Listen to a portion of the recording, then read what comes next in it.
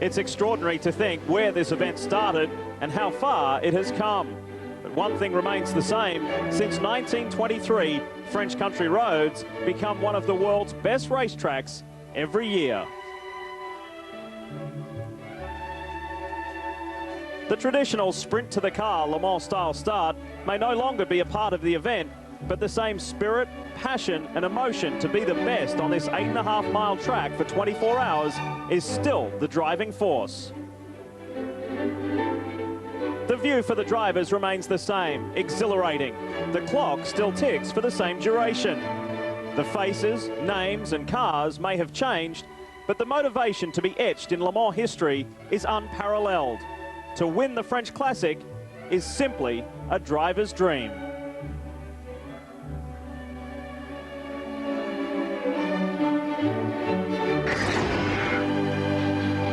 Truly is a driver's dream, and there are 15 American drivers hoping to achieve that dream today, and they are well represented throughout all 4 classes here at Le Mans. The countdown continues, just a little over 5 minutes until we go green.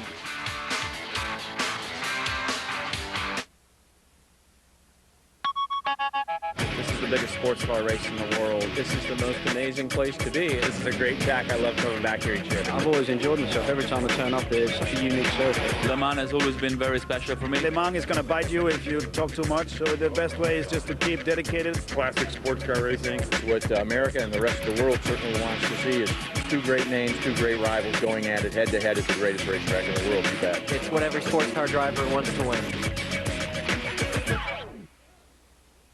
Welcome back. You're watching Speed Channel's live and exclusive coverage of the Michelin 24 Hours of Le Mans. Less than 3 minutes until the tricolour is waved and the 2 Pescarolo sport cars see that first, and we will get underway. Alan de Cadenet, talk us through the finer points of Circuit de la Sarthe. Well, it's a wonderful old track. It's 13.65 kilometres, which is 8.531 miles. It's changed many times since 1923. It's still designed as an endurance race, a fast ride in the country. Cars come past the pits, they get up to about 150 miles an hour going into the Dunlop chicane. Then they go down into Tertre Rouge, it's about 103-4 miles an hour around there, down on the Mulsanne Straight. Now, the fastest they go these days is round about 305 kilometres, 190 miles an hour, because they've been cut back on the power. Through the 2 chicanes, down to the Mulsanne corner, that's fairly slow, and then they accelerate all the way down to Indianapolis. The slowest corner is at Arnage, 50 miles an hour, and then they go through the infield, Porsche curbs, and come out past the pits and start another lap. Carfax track map just showing you what an awesome circuit this is as we take a look at the Mobil 1 starting grid for the 24 Hours of Le Mans, and we congratulate Pescarolo Sport, their trio doing an unbelievable job, but particularly Emmanuel Collard. He has been brutally fast all weekend, in fact the fastest driver here throughout all of the sessions, so a very impressive run. As we roll through all 49 cars on the grid, Dorsey, what are these guys going through now? Less than a couple of minutes until we go. Well, your heart's right up in your throat, no question about that. You're starting to say your little prayer and get yourself ready to do the battle. Everybody's got a different game plan. These guys in the Pescarolos are going to try to take off and really go fast. The guys in the Audis behind them, well, they're on a separate program altogether. They're not quick enough to push all that much to try to push the Pescarolo cars, so they're just going to get the best they can get out of their car. We take a look at the race analysis. You're only allowed 3 drivers per team. 1 driver cannot do any more than 14 hours, and these are the estimated pit windows. P1 has dropped to around about 13 laps, P2 to 15, 14 and 16 respectively for GT1 and GT2. Incidentally, the qualifying driver is not necessarily the starting driver, and there is the famous tricolour. It will be waved, and we will start the 73rd 24 Hours of Le Mans. The car's in sight now. This is a fabulous moment, and this is my 5th 24 hour personally. I have never seen a crowd like this. Alan, Dorsey, you guys? I tell you, it's huge. You can't see it from here because this circuit is 8 miles around, but there are people like this. These scenes that we see are everywhere around the 8 miles. There's just thousands upon thousands of people. Yeah, a lot of folk. Last time I think it was like this, probably Ferrari-Ford battle, 1967. Will we see the same battle today? Jean-Christophe Bouillon is the pole man for Pescarolo Sport. He sees the tricolour. They prepare. They're onto the front one straight, and the tricolor is waved. The 2005 Michelin 24 Hours of Le Mans is underway. Emanuele Pirro looking, Michigami on the inside. They are fighting like it's a sprint race already. Quite surprised about that. I mean, that these guys are so aggressive. Of course, the first lap is where you can really improve your position quite a lot. They'll need to settle it down, though. It's a long way till tomorrow. Boy, Rio Michigami was aggressive in the Dome Mugen, attacking Emanuele Pirro, and he got through. He sits third at the moment. Pirro in for champion Audi, trying to fight back. That's a good thing, you know, actually, when you think about it, because you could do with the Dome to harass the two Pescarollos. That takes the pressure off the Audis for a few minutes. Formula One test driver from Frank Montani sits in behind Emanuele Pirro. There's the first of the Corvette C6Rs. And this fabulous field sorting itself out on the opening lap, but it's the two Pescarolo Judds that lead the way. Jean-Christophe Bouillon and Sohail Ayari. They carry the weight of France with them right now.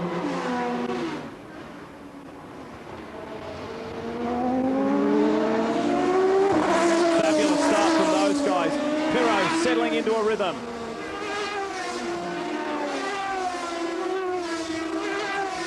Well, I'll tell you one big difference between these open cockpit cars in the front. They're getting a nice whiff of air in there. It's not 90 yet, but it's going to be in the 90s. The poor old boys in GT1, however, those cars are closed cockpit and they get very, very hot. And all of those drivers are very concerned as to whether their hydration's up or not. On board with Sohail Ayari. Has been part of the Pescarolo family for many years now, and is a fast driver. This complete French driver lineup in both cars. And perfect conditions. I mean, the heat, that's going to really pay big consequences in this race, no doubt about it. But at the moment, opening laps, everything's perfect. When they introduced the drivers at the beginning of this, when those all French teams right there, the two first and second, the front row, were introduced, it was absolutely deafening. All these people on their feet blowing their horns like they do in Europe. Got me quite excited, I'll be honest about you. Well, it was a fabulous build-up. Look at this Dome Mugen, running third and pulling away from the ADT champion Audi. Then it's the French Audi for Team Orica. As they settle into a rhythm, we go on board the 63 CompuWare Corvette C6 with Ron Fellows. Watch here, you're going to see that these prototype cars have been slowed up so much. Look at Fellows now. He's got the hammer down on the big C6, and he's going to just blast right down the straightaway. Of course, when he gets to the far end here, the brakes and the heaviness of the Corvette are going to hinder him a little bit, and the prototype car can come right back around, which makes it really awkward to race against these type of cars. This is the heaviest braking right here into Indianapolis. Problems for the 36, Claude-Yves Gosselin for Paul Belmondo Racing. The P2 car is still in pit lane. Meanwhile, this young Japanese driver, who is very fast, comes from the Japanese GT series, the Super GT. And the Dome Mugen has got a lot of people talking this weekend, but can it last the distance? It's been fast, but endurance, reliability is a whole different game. And listen to the French crowd now with the first lap complete, and it's an all-French lineup in the first two cars. Listen to the roar. Their boys are out in front.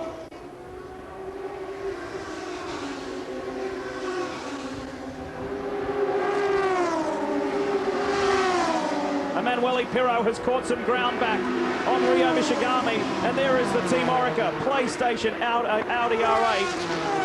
And what a lineup in that car. The four of Frank Montani, Jean-Marc Gounon, and Stefan Ortelli. A superb lineup. A car's got problems there. Someone was slowing dramatically within the top five, and it could even be the Dome Mugen. It is. Well, you talked about the reliability of that new Dome Mugen. It was very, very quick, but already some difficulties the way it looks. Well, it may have, it was the Belmondo car coming out. My apologies. It was the Belmondo car for Claude-Yves Gosselin coming back out. Still Rio Michigami is there, but he's fending off a very determined ADT champion Audi, and Emanuele Pirro is putting the pressure on. Meanwhile, Bouillon is still your race leader. Watch right here as he goes through the S-curves. These curves, unlike in the United States, you could drive up on these curves and not really launch the car off them. They're not quite as abrupt as what we're used to back in the United States. And less rumble too, actually, Dorsey, which makes it even more comfortable. You see what's happening here. You see these Pescarollas are getting away now. That Muja may even be holding Pirro up slightly. I don't know, but I wouldn't be surprised because Pirro hasn't got enough grunt to get by it. That, of course, is the problem with the Audi, with the less restrictor that they put in, smaller restrictor, and the added weight. They're really complaining about not so much that they can't run with the other LMP1 cars, but they can't even run with the GT1 or the GT2 cars. It's very difficult for these guys in the Audis to make passes safely. And he's got a pit earlier for fuel, don't forget. He's on an 80-litre fuel bag in there. Look at the margin that these two Pescarolo Judds have already over the third place Rio Michigami. Michigami doing a really good job with that car. It's been quick all weekend long, and really we haven't had much trouble with that. There is Pirro, there is Frank Montani, the Renault F1 test driver. Will he have the patience? He's done this event several times before, but will he have the patience not to make a mistake? It's not all about speed here. It's about endurance and driving with your brain. That's for sure. Cal, what do you have for us? Well, patience and strategy is going to be the key for these Audi teams today, Lee. And I just checked in with the champion boys on what they went with before the off. They, in fact, made a tyre compound change because of these extreme conditions we're seeing here today. Ambient temps up into the mid-90s. They've gone with a hot weather Michelin tyre. They expected to make the start on the medium. They've gone with the hot. Effectively, they have 4 tyres they'll use today.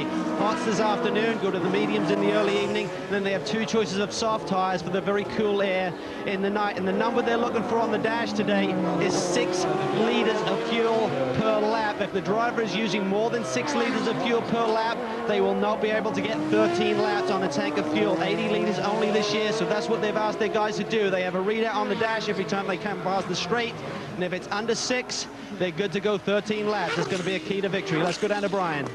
Well, Calvin, I checked in on fuel mileage as well with Pescarolo Sport. They think that they can only get 12 miles, or 12 laps, I should say.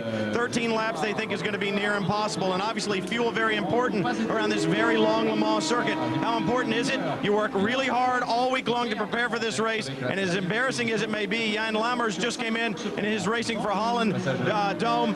They had forgotten to fuel the car. He only got 1 lap out of it. They had to come in on the first lap to fill up with fuel. So the mileage for those guys, not very good right now. And certainly embarrassing for the guys for racing from Holland. Can you believe that? Boy, with all the week long of preparation, everything that's been going on, they forget to put fuel in the car. That is just inexcusable.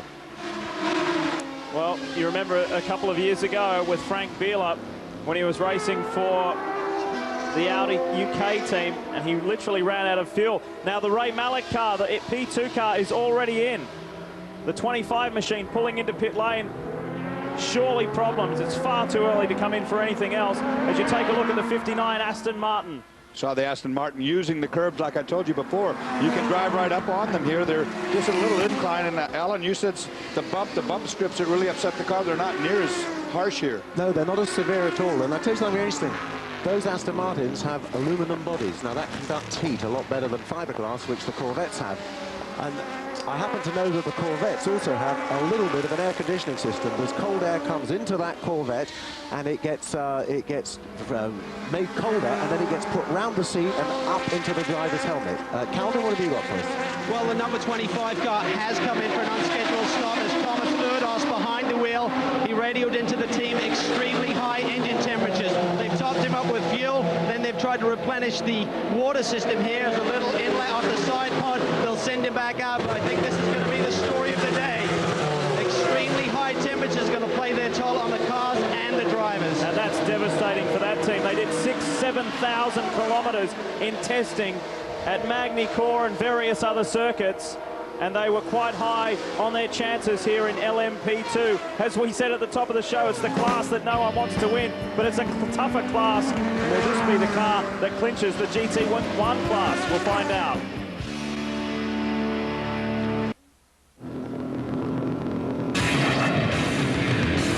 After our first stint here from the Michelin 24 Hours of Le Mans, it is Formula One practice, of course. It's US Formula One Grand Prix time, and practice is coming up next, right here, exclusive to Speed. All the action from the Brickyard with Formula One's best. At the moment, we have got Jean-Christophe Bouillon leading the race from Sohail Ayari, and Rio Michigami, the first American team, is of course the ADT champion Audi team with Emanuele Pirro at the wheel. He sits fourth at the moment in the Le Mans Prototype 1 class. And they are setting a cracking pace, they being the Pescarolo Sport Judds. Beautiful looking cars, Alan, aren't they? And they are whistling away. Yeah, they look great, and I tell you, they're built beautifully. I used to drive for this team, and it's a lot of good French aerospace technology in there, and their aerodynamicist is also second to none. So if the Judd engine can hang out and they can last, then hey, we could get a great French result. Who knows? You may remember those magnificent Toyota GT1s that raced here back in the late 90s with an incredible driver lineup. Andre de Coutances, who designed that car, who also designed the Toyota Mule car that first housed the Formula One engine when Alan McNish and Mika Salo were the test drivers. Well, Andre de Coutances is the man behind this car as well. Of course, it started out as a Courage chassis, but he made the necessary adjustments and amendments and works very closely with Henri Pescarolo. And this could be his best chance, the Le Mans legend, his best opportunity to win the race that's in his backyard.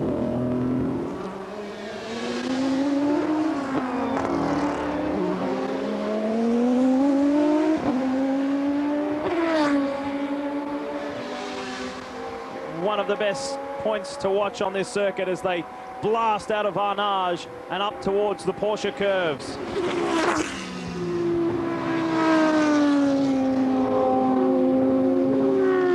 At the moment in LMP2, it is the Intersport team of Sam Hancock and Liz Halliday who lead the way, and also Gregor Fiskin. And then the Miracle Motorsports team of John Macaluso, Andy Lally, Ian James, the reigning ALMS P2 champion, doing very well in their class at the moment also. Brian, you've got more about Miracle? Well, Lee, I just checked in with them and asked them how things were going, and they said, well, you just saw the pole sitter in LMP2 come to pit road.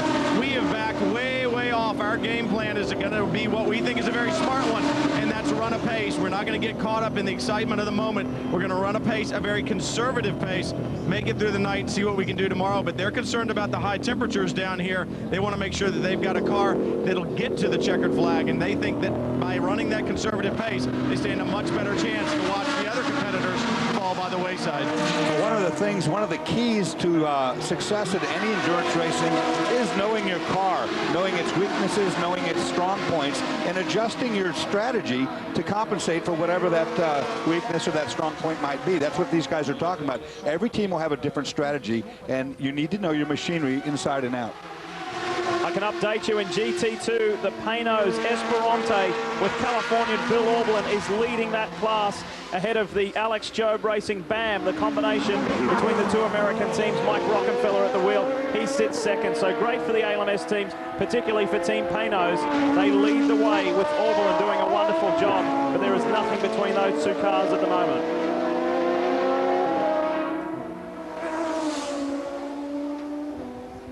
You know, these guys are really setting a pace up the front end of this here. They're claiming like 338s, 339s. I mean, that is at least a couple of seconds quicker than I thought they would go. And looking at the cockpit shots too, you can see the drivers are actually working pretty hard when they go into those tight turns. They're getting the opposite lock on there. I mean, they're not hanging around, these guys. They want to build up a nice big old lead. I think that's their game plan, and then maybe back off if they get it. That'll be the interesting thing when we see World Rally champion Sebastian Loeb behind the wheel. If the morning warm-up was anything to go by, he had that thing hanging out. He had it sideways quite a bit, which is obviously what he's used to in his Citroen World Rally car.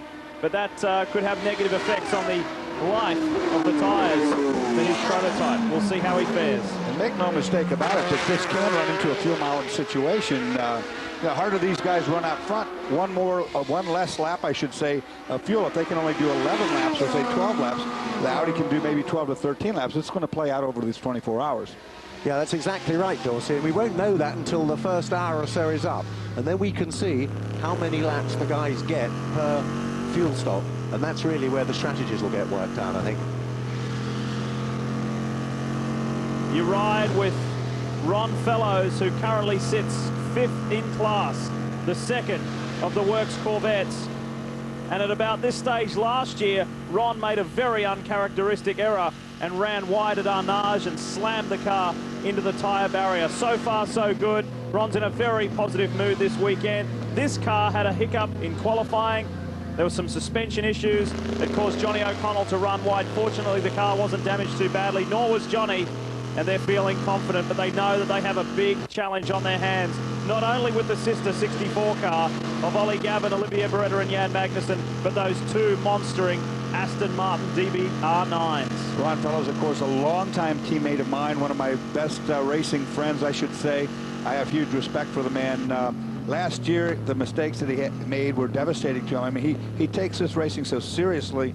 I mean, it just broke his heart, literally broke his heart, the trouble he had, and it's so uncharacteristic because Ron, the consummate professional, you know, he's done such a great job for Chevrolet over the years. He's run with these guys for so long, and you know, God bless him. I hope he has a life with this company after his racing day is over.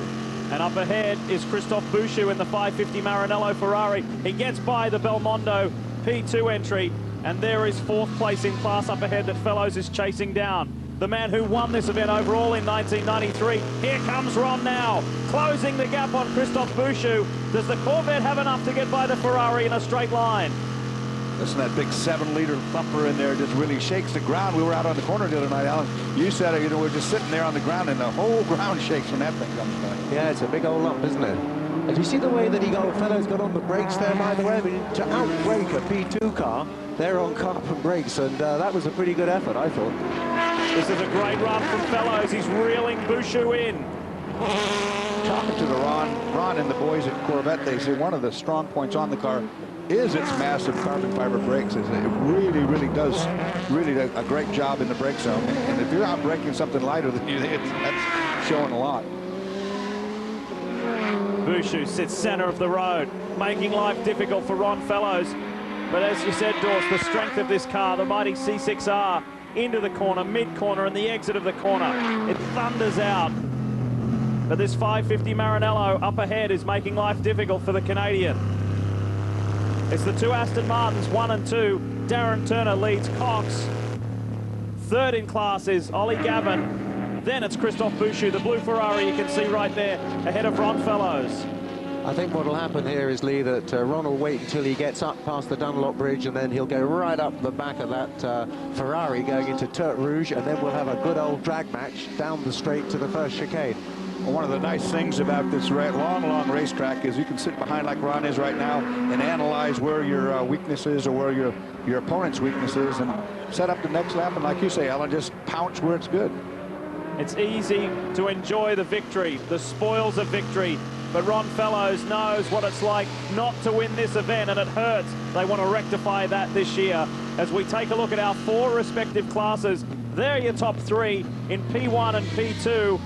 And American Liz Halliday sharing the car with Sam Hancock and Gregor Fiskin. They lead P2. Auberlen still leads GT2, and it's the Aston Martin leading GT1.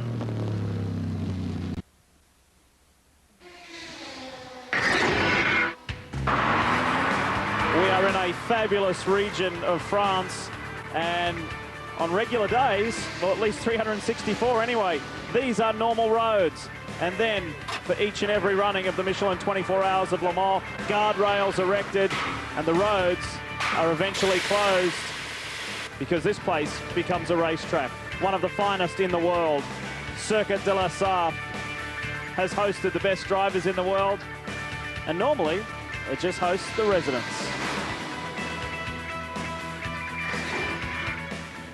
Welcome back, everyone. You rejoin us live in exclusive coverage here on Speed. And this is at the front of the GT1 field. And I can tell you that the Corvette is reeling the Aston Martin in. And George Howard Chappell, the principal of Aston Martin Racing, the man worked with this car, with the ProDrive group that built and developed it.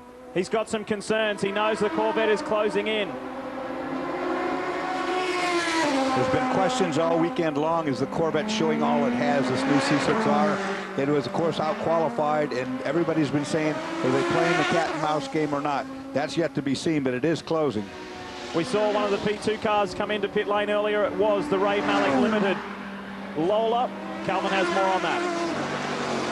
pit stop earlier, Lee, with an overheating problem. I'm here with one of the co-drivers, Englishman Warren Hughes. Warren, what is the problem with the car now? In addition to having some overheating problems, it looks like we've got a gearbox problem. So we've got an option of switching between the paddle shift and the manual shift, and neither seem to be. He's not able to select gears with either system. You're regarded as one of the favourites coming in here in the past. This LMP2 class has really been the last man standing. Are you surprised with the way the car's been running to see problems this early?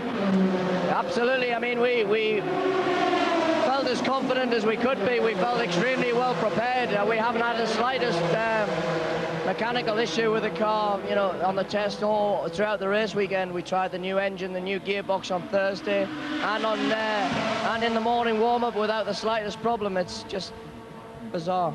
Well, the team is a great team. They're going to work hard on the back end there. Hopefully they can get this car out. Warren, of course, had experience with MG with the car back in 01 and 02. He's hoping to see some more work today, Lee. Yeah, Warren Hughes won the Spa 1000 in class in GT2, actually, in a Tuscan TVR. But it's unlikely he'll experience that winning feeling again, but such a long way to go. Big news here for Aston Martin. That's why we're seeing them on screen, courtesy of the host broadcaster VCF.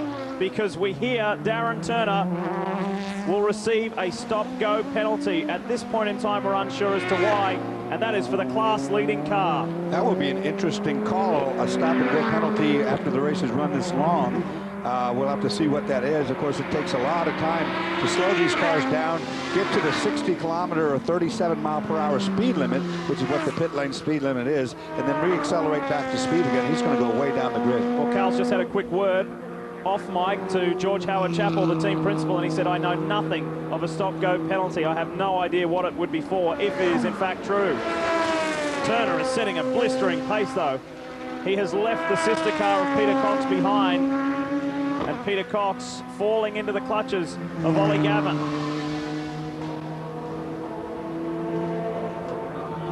And he does not come into pit lane. There is the answer for that time by. We'll keep an eye on the flag stand. Will Darren Turner receive a penalty? Will he get a stop-go? He's got 4 laps to bring that car to the marshal. After he receives a penalty, we'll have to watch.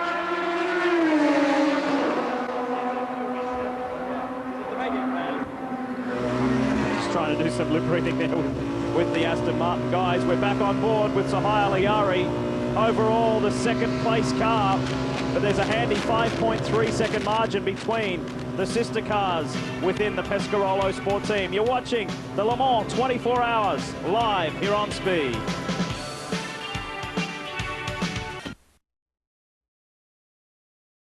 But another big talking point is the return of a very famous marque to Le Saf, and that is the British manufacturer Aston Martin. Can they win? Well, they won overall with the Brit Roy Salvadori and American Carroll Shelby back in '59, and hence the reason that Brabham's car, Turner and Saracen run the '59. They were able to be victorious at the 12 Hours of Sebring on debut, and boy, have they been fast here at Le Saf.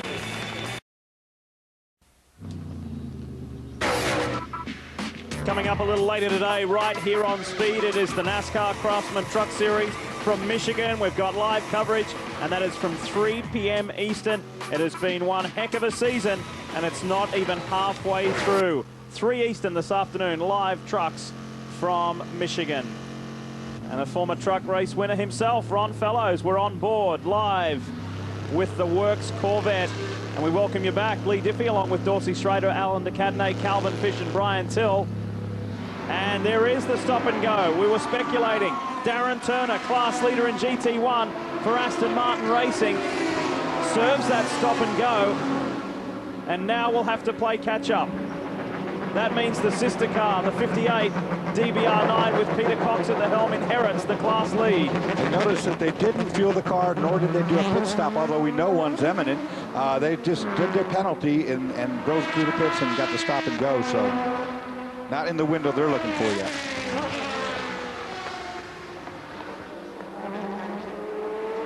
So catch-up time for Darren Turner. That's got to be frustrating, Alan. Yeah, actually, it's the worst thing can happen at the beginning of a race because you get really hot and bothered, you get into the groove with it, and then suddenly, boing, you got this stop-and-go penalty. Now, we haven't been told what that's for, have we? No, not yet, not as yet. And when Calvin was talking to the team just before we went to the commercial break, they had no idea as to why they would receive a stop-and-go. Cal, you got an update on that? We're down here with Crabs, and Dave, we understand there was a problem with a 59 car potentially down and shortcut the course somewhere. Is there? Well, I'm not sure whether it's a cone or he went across the white lines, but he's obviously got to stop and go. Darren says he didn't, but, you know, unfortunately he's had to do it. Certainly a great battle shaping up here today between you and the Corvette boys. I mean, as an Australian, it must be really special. You've driven for Jag here, you've driven for Bentley, and now with Aston, it's an amazing car you're driving today. I can't tell you how it feels. I tell you, it's really, really good to be here with this program and the other programs that I've been involved in. But coming here to this famous race, it's a special experience, and it's early days. So, I mean, we're not getting too panicky about the result. Heat is a big factor, particularly in the GT1 car with a front engine that generates so much cockpit temperature for the drivers. What is the strategy from the get-go? Are you guys going to be double stinting, or are you going to single stint initially? What are you going to try and do today? Yeah, for sure, it's very hot in the car. It's very hot out here. I think it's record temperatures for some time.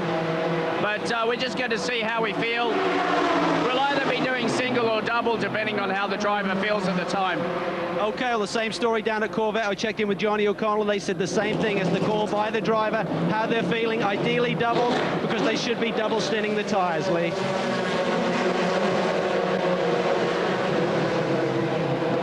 Brian, what do you have for us? Well, while we were away, that both the 16 and the 17 Pescarolos were on pit road very early on, just about lap 7 or 8, and they should be able to do 12. I checked in with the team. They said no problems, just routine. Fuel and cleaning the windscreen. The little lip in front of the driver's compartment doesn't have a real big windscreen on it, but it does deflect the air over the top of it. They said it's very routine. I think you're right, Dorsey. They just short-filled in the beginning, trying to run light so they could get away. Well, Brian, I think I can tell you something. I think those boys will lie to you. I don't think they'll tell you the truth. Look at the speed difference there. Huge draft from the Pescarolo Sport, and it just blew by JJ Leto. He didn't even have to really. He didn't even really have to draft it all. All he did was just put him in his gun sights and just pull the triggers. Yeah, that's right. I mean, there's a lot more power there, but we know that poor old Audi's 100 horsepower down, and of course it's got a 50 kilograms.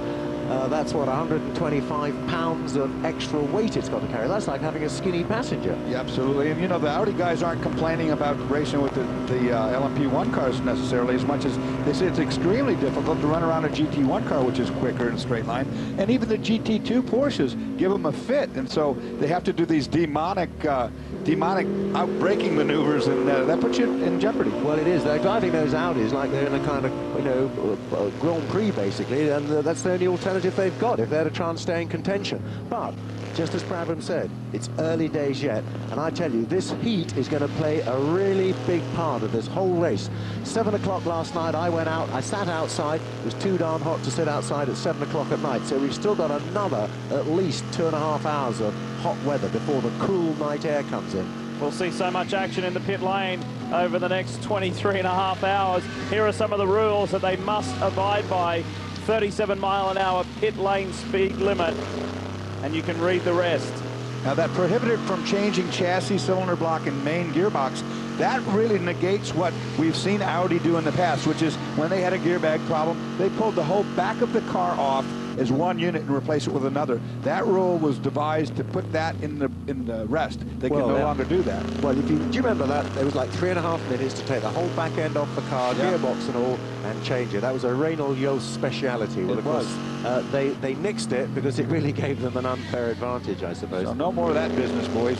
As a result of Jean-Christophe Bouillon pitting in the 16 Pescarolo, Rio Michigami inherits the race lead in P2. It's Britain's Sam Hancock, who is Liz Halliday's teammate, leads the P2 class.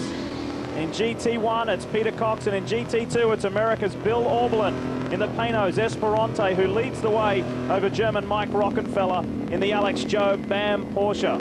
Now, wouldn't that be something if that Mugen Dome could pull this one off? I mean, nobody really knows much about that car. We don't know about its reliability history. We know it's quick. Calvin? Well, Dawes, of course, we have 3 Audis in the field today, and in fact, the two champion teams are in fact working with the number 4 car from Orica. Right now, we're going to see JJ Leto making a pit stop here. All 3 of those cars are pitted together here in pit lane, so they're trying to work together, the 3 cars, in terms of staggering the pit stops, so they're not falling over each other when they come down pit lane. Just checked in with Brad Kettler, the crew chief on the car. He said no problems whatsoever. They're on the hot weather Michelin tire. He said they're just coming in. The car feels fantastic. JJ is very happy with the balance. Let's go down to Brian. Down here, the Mugen is in. Calvin, routine stop down here. The driver sitting in the car making a motion that it's very warm. Now talking on the radio to his crew, but a routine stop. It'll be fuel only. I don't even think they're going to do tires. It'll be a double stint. And JJ is in his pit box right now. He's taking some cool refreshment there. They got to keep these guys hydrated. Obviously, with the open cockpit cars, that's a lot easier than the GT1 and GT2 boys. But I spoke to JJ after the warm-up this morning. He said it is hot. You feel it. Certainly not to the same degree as the closed cockpit, but even in the Audi, he's going to have his work cut out. Michelin tire guys say okay on tires, sends him on his way. Good clean start for the champion boys. Let's go back to Brian. Well, Calvin, a problem down here for the Mugen, for the dome. It's a problem. They're over in the right side pod working on some of the electrics over in the right-hand side of the car. The engine bonnet is off. It's going to be a long stop down here. That's what Michigami must have been motioning about. The engine must be hot. That must have been what he was motioning about to the crew. But anyway, you look at it, changing in the electronics, it's going to be very painful for these guys, a long stop. Now, one of the rules is that you have to be able to restart the car under its own power. When you come in, you have to shut it off, and it has to start under its own power. Now, when these mechanics are working on it, as they are right now, they are not allowed to start the car. Only the driver can start the vehicle. Yeah, that's absolutely right. Incidentally, that JJ Leto Audi, that is chassis 605, I found out. It's the last R8 ever built. It's a brand new car. This is its first ever race. And this is farewell to the magnificent Audi R8, of course. They will have a new program coming up, but Dr. Wolfgang Ulrich was a little tight-lipped at the press conference yesterday. He did admit they have a new program coming, but wouldn't reveal exactly what it is. We lead you through our top 3 in all 4 of our respective classes. Emanuele Pirro has inherited the lead after the top 3 came in for their first round of stops, and you can see in the background that the Dome Mugen is still in. This is an extended stop. This will cost them.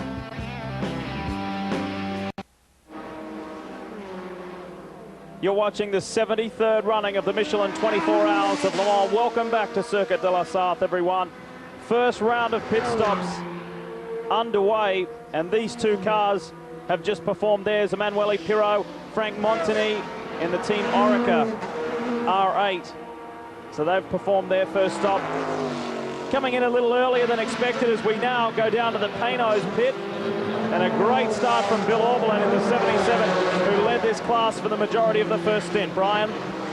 Lee, actually, right now it's the 78 car. Brian Sellers started that machine. He has gotten out. Marino Franchitti will take over the wheel. And for the folks at home, they may think it's early to do a driver change, but remember this Panos with that 5-liter Elan engine up front. A lot of heat for these guys. The car very, very warm.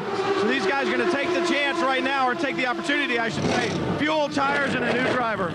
Well, for the folks at home that saw that helmet, the guy putting the other driver in, the helmet had a big old red square on the back of it. And what that was is foam rubber. They're using that as a way of spacing the driver's head off of the headrest. Brian Sellers, the shortest by far of those 3. They can get a seat insert and put his body where it needs to be, but then his head's so far from the back, that's his shock absorber for his helmet.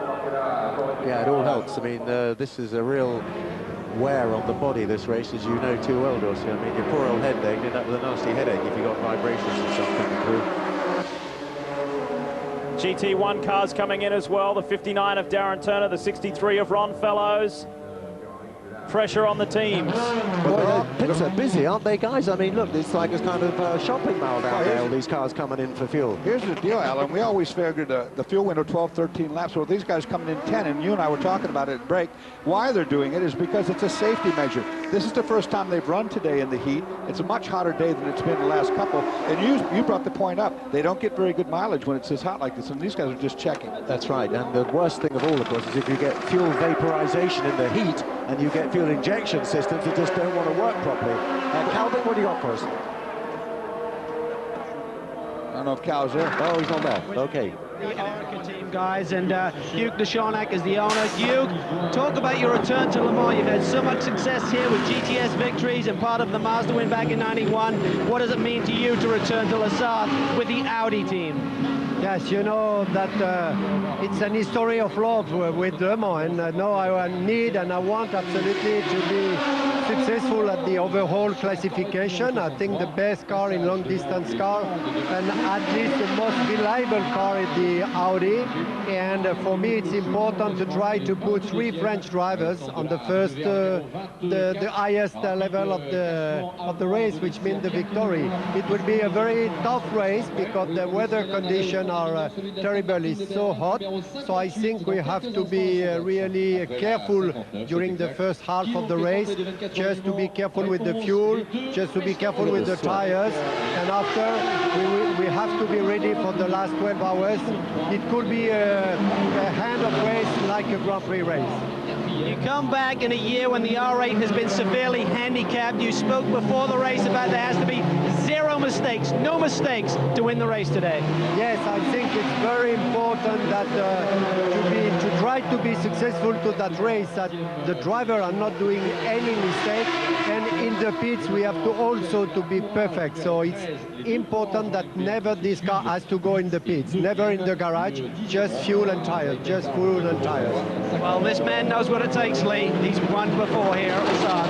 Well, Hugh Deshonak making the comment there that the drivers must not make any errors, and you have to treat the pits like a Formula One race. Take a look at this, because there was pressure on the number 4 Audi, because look to the right of your screen, Jonathan Cochet in the Courage, he goes by, there it goes, and look at this, the Audi ADT member almost got ran over by Frank Montagny, and then we have another shot. Did Montagny cut the blend line? Look to the right of your screen here. Watch the pass. Sure, he cut the blend line. He got right around this car in front of him, and you saw the dotted white lines. You're not supposed to intersect the racing circuit until you're past the dotted white lines. Yeah, that rule only applies to the non-French teams, I think. Yeah, that could be right, too. And incidentally, that Hughes Deshonak car, that's the R8 number 4. That chassis 603 is the car that won Sebring in 2004, just so any historians watching might like to put that in their little book. Look at this, pressure's on in the pits here. 64 is in, Ollie Gavin right on the bumper of Peter Cox, and Ollie has been hauling him, reeling him in, and this has been the battle at the front of the GT1 class. Calvin. Well, Ollie Gavin brings the car in. Of course, he's the defending champion, along with Olivier Beretta and Jan Magnussen in the 64 machine. This team has been really working hard on their pit stops. They've improved the fuel flow in this car. It should be around 27 seconds for the 100 litres of fuel going into this GT1 car. And when we see a tyre change today, boy, have they really refined that. They've cut about 2 to 3 seconds off their tyre changes since the early events in the ALMS season. So this should be fuel only for Ollie Gavin. They should be sending him underway. But the real battle will be on the pits today. It's going to be a great battle here between Aston Martin and Chevy. Watch this, watch this. Who beats him out? He gets him. Ollie Gavin passes Peter Cox in pit lane. Good job, boys. I tell you what, that was only by not even a second that he got it, but the exchange for the lead done on pit road, and that's going to go on like this if we have it right for the rest of the 24. Well, because the teams have been here for several weeks since the pre-test, the Corvette boys and the Aston Martin boys not only race each other on the track with their respective cars, but they went and had a go-kart challenge down the road recently, and guess what? The big old boys from Corvette beat them. They worked quite hard at this. They've watched each other. They critique each other. The two teams critique, and they have picked up some 3 seconds on an average pit stop. You see it right there. They've just taken the lead with it. That's right. Doug Feehan told me that he thought that his pit stops would really help them if they were a little slow on the straight. But what's great, you know, really for the Corvettes is that since the June the 5th test here, they've definitely built up some more straight line speed. So they've done all that work right here in the Sarthe. They didn't have any factory to go back to, of course. The revised order up front is Jean-Christophe Bouillon, your race leader from Sahail Ayari. It's still the 2 Pescarolo Sports, but the ADT champion Audi is third. The hands of Emanuele Pirro. We'll be back.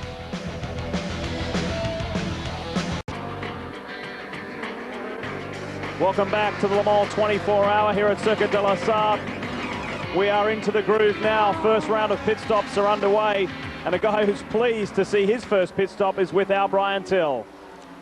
A lot of attention down here for Brian Sellers, not only because he was going fast in the car, but obviously very hot, Brian. When you got out, you came in here, you're getting some medical attention. First of all, you're okay? Yeah, I'm fine. It's extremely hot. I mean, It's unfortunate I had to short stint on the first one because, like you said, the pace was good. We were running fourth, and now we're a little off strategy, but I guess 24 hours, it might not hurt us that bad. The heat in the car, obviously a front-engine car, it's blowing a lot of heat back into the cockpit. You guys not running cool suits? We don't have cool suits. We have a helmet blower, but it doesn't seem to be working that well at the moment. Like, I tried turning it up, turning it down, turning it off, and it really seemed to make no difference. We also have a vent in the side, but it's as hot as it's been, and it's blowing warm air from all the other cars and from our brakes, so there's really not much cooling.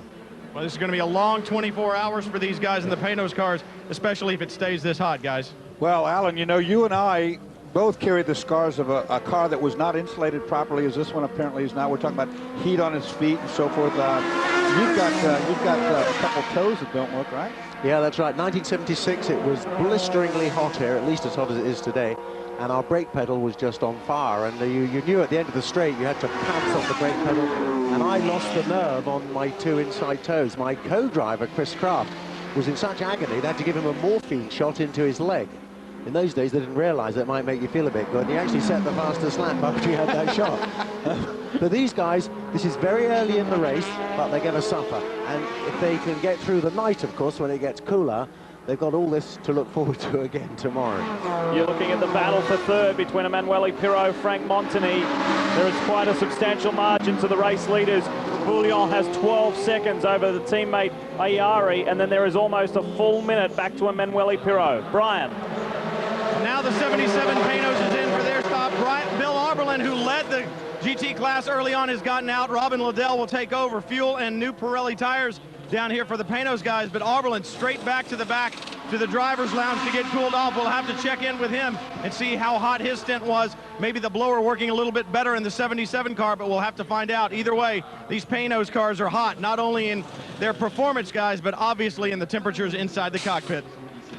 And Robin Liddell, the Scotsman, boys, he got a good racing season going this year. Well, he's driving about everything there is. These floorboards and these transmission tunnels that come back out of these big V8 cars get blistering hot. I'm talking really blistering because it just does your skin, sides of your legs, where you sit down, your feet, and that's what these guys are going to have to endure now for 24 hours. Well, we can hardly be surprised when you think about it, Dorsey. You've got that monster lump up the front there. It's a huge heat pump is what it is, of course, and every time you back off, all that cold air goes over the exhaust, and a lot of it can get inside the cockpit. Let's talk GT1 class for a moment, and brilliant work in the pits by factory team Corvette has allowed Oliver Gavin to now lead that class, his teammates with Cal. Olivier Beretta tries to cool off here in the pit box whilst his teammate does work out on the racetrack. Olivier, it looks like a fascinating battle today between you and the Aston Martins, and we saw in round one of the pit stop, your boys have certainly done their homework. A great stop there, jump the car ahead. Yeah, you're right. I mean, this Corvette Racing is an unbelievable team. I mean, they fight every single second that we can gain, they gain. They are a great guy, and they have done a fantastic job last year too on the pit stop strategy. So it looks the car very quick on the track. I think we are all motivated to keep the trophy at home, and thanks to Chevy and all the Corvette Racing in US who watch the race for the work that they have done also there. I know when you unloaded the car off the transporter at the test, the car was not good. It was a little bit of a handful, and you haven't really had a lot of time to work on the setup of the car. Are you happy with the balance now the race has started? Yes, I mean, the previous test 2 weeks ago was just to try different things on the car, and we have 1 week off where all the engineer looks and think, and they came back with good solution, and now we are P1, and the car looks quick, so wait and see. Your old boss Hugh is running the R8 this weekend. Did he give you a call, see if you could get out of your contract here and drive for him again? Well, I'm very happy where I am. I mean, the Corvette Racing give me the opportunity to join the family, and I will stay there. Of course, Oreca, it's my whole family. I have won a lot of races, a lot of championships, but they give me the opportunity, and I'm very proud to be a Corvette Racing man. Okay, well, he's had 3 class victories here before. He's looking for his 4th this year, Lee. The man from Monaco, isn't he a lovely guy and a terrific racer? And his teammate, Ollie Gavin, leads the GT1 class. So the Astons may not be as dominant as we initially thought, but it is very early days. 15 laps gone already in the 73rd running of the Michelin 24 Hours of Le Mans. We ride with Sahai Alayari, who sits second. Bouillon leads the way, and they have been the quickest car all weekend. The English trio on the Courage Judd for cruise racing leads the P2 category, and in GT2, it's the Alex Job Bam combination.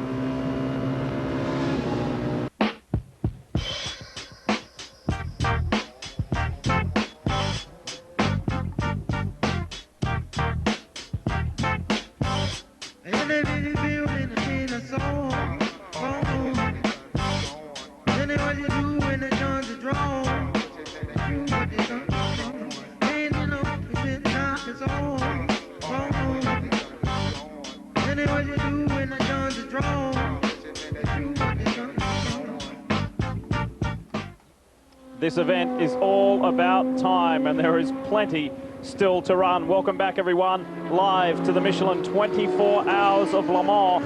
First hour down, and they got into a rhythm very quickly.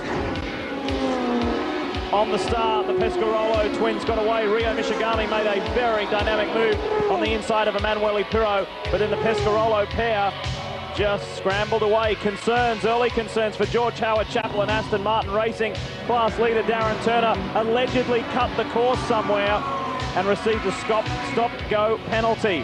Race leader Jean-Christophe Bouillon in the 16. He pitted on lap 9 on schedule and continues to lead this race to the tune of 13 seconds. The Pescarolo pair are doing it easily at the moment over ADT champion Audi's Emanuele Pirro. So it's Pescarolo Judd 1 and 2, Audi R8 3 and 4. It's a Dallara Judd in the hands of João Barbosa, who sits 5th at the moment ahead of ADT champion Audi driver JJ Leto. But this is your race leader carving his way through the GT pack, Jean-Christophe Bouillon. That's your P2 class leading car. The Cruise Motorsport gang. It is the British trio. Meanwhile, here are the two-time defending GT2 class winning car and team, Peterson White Lightning. Brian's there. Jörg Bergmeister brings the 90 White Lightning car in, the Peterson White Lightning car. Patrick Long will take over right behind them. The Flying Lizard boys are making their GT2 stop as well. The 90 car right now leading in the class, first and second in GT class right here. Peterson White Lightning first. The boys at Flying Lizard running second in GT right now. Routine stops for both of these guys, but it's going to be very important to get this pit stop done and out of here, especially for the guys at Peterson White Lightning. If they stay for too long, then the boys at Flying Lizard are going to have a hard time getting their Porsche out of the way. But right now, routine stop. Jörg Bergmeister gives Patrick Long a pat, says, go get him, buddy. Closes the door. Now it's just 4 Michelin tires, and this Porsche will be back underway. When Calvin was talking with young American Patrick Long earlier, you saw the drama that they had earlier this week. The Flying Lizard boys are already serviced. They're ready to go. They're trying to push the car back and get him out ahead of Patrick Long. That cost some valuable time in the pits right there. You see Patrick Long still not going, and that's kept them at least 10 seconds longer than they needed. Brian. Guys, what's going on is these cars do not have cockpit adjustable sway bars, and what the boys at Peterson White Lightning were doing was opening the engine compartment. That's where the adjustment for the rear sway bar is, so they made a sway bar adjustment to the 90 car and got him back underway. But right now, Flying Lizard is going to take over the lead in GT2. You would almost think that these guys pitting next to each other would have had some form of communication about the one stop being longer than the other with that sway bar change, you know, instead of holding up the pseudo team car. Well, you've got to work on your car in front of your own pit, and they're identical cars. As long as they have an identical fuel burn, identical tar burn, and hey, you know, why tell the guy behind you're going to do a sway bar? Because they're pushing it back there cost them, what, 10, 15 seconds? That's just an unfortunate situation if you're the guy from behind, I guess. Well, that's right. Look at this. The battle is on between Aston and Corvette, and the 59 of Darren Turner has got by Ollie Gavin.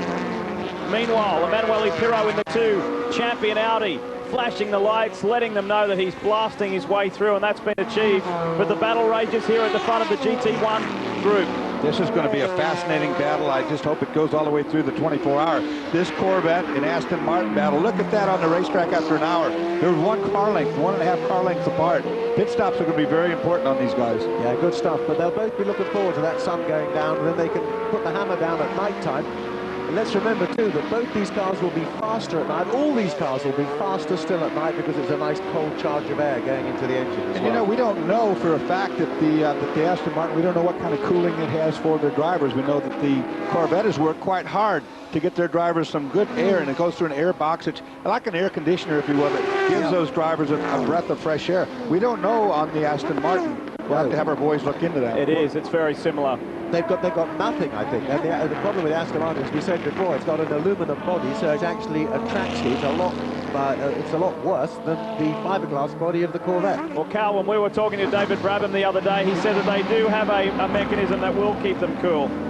Indeed, the Corvette boys used that air or the helmet cooler, and the Aston Martin boys showed up here with just the body cool suits. But since running, the drivers had said that the cockpit temperatures were extreme, and they've now gone to the air cooler also on the helmet. So they have 2 cooling systems, one to the body and one to the helmet. They've had to change helmets. There's a Bell helmet that they brought in.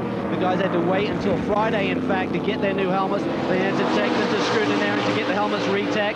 So they'll be trying them for the first time here in race conditions. But they're certainly doing everything possible to try and keep their drivers cool under the heat of the day. And for some of those drivers, they don't even actually normally wear Bell helmets. They wear other brands like Arai, etc. So they had to change in the name of staying cool. That's the lengths they go to here at Le Mans to win this race. Oh, anxious moment here for Frank Montani, getting through the GT1 traffic, but he's able to do it, and successfully. But meanwhile, Emanuele Pirro has skipped away, and so far so good for Team Corvette. They are running strong. We need to squeeze in another quick break. Stay with us. You're watching the Le Mans 24-hour here on Speed. Hope you're enjoying it.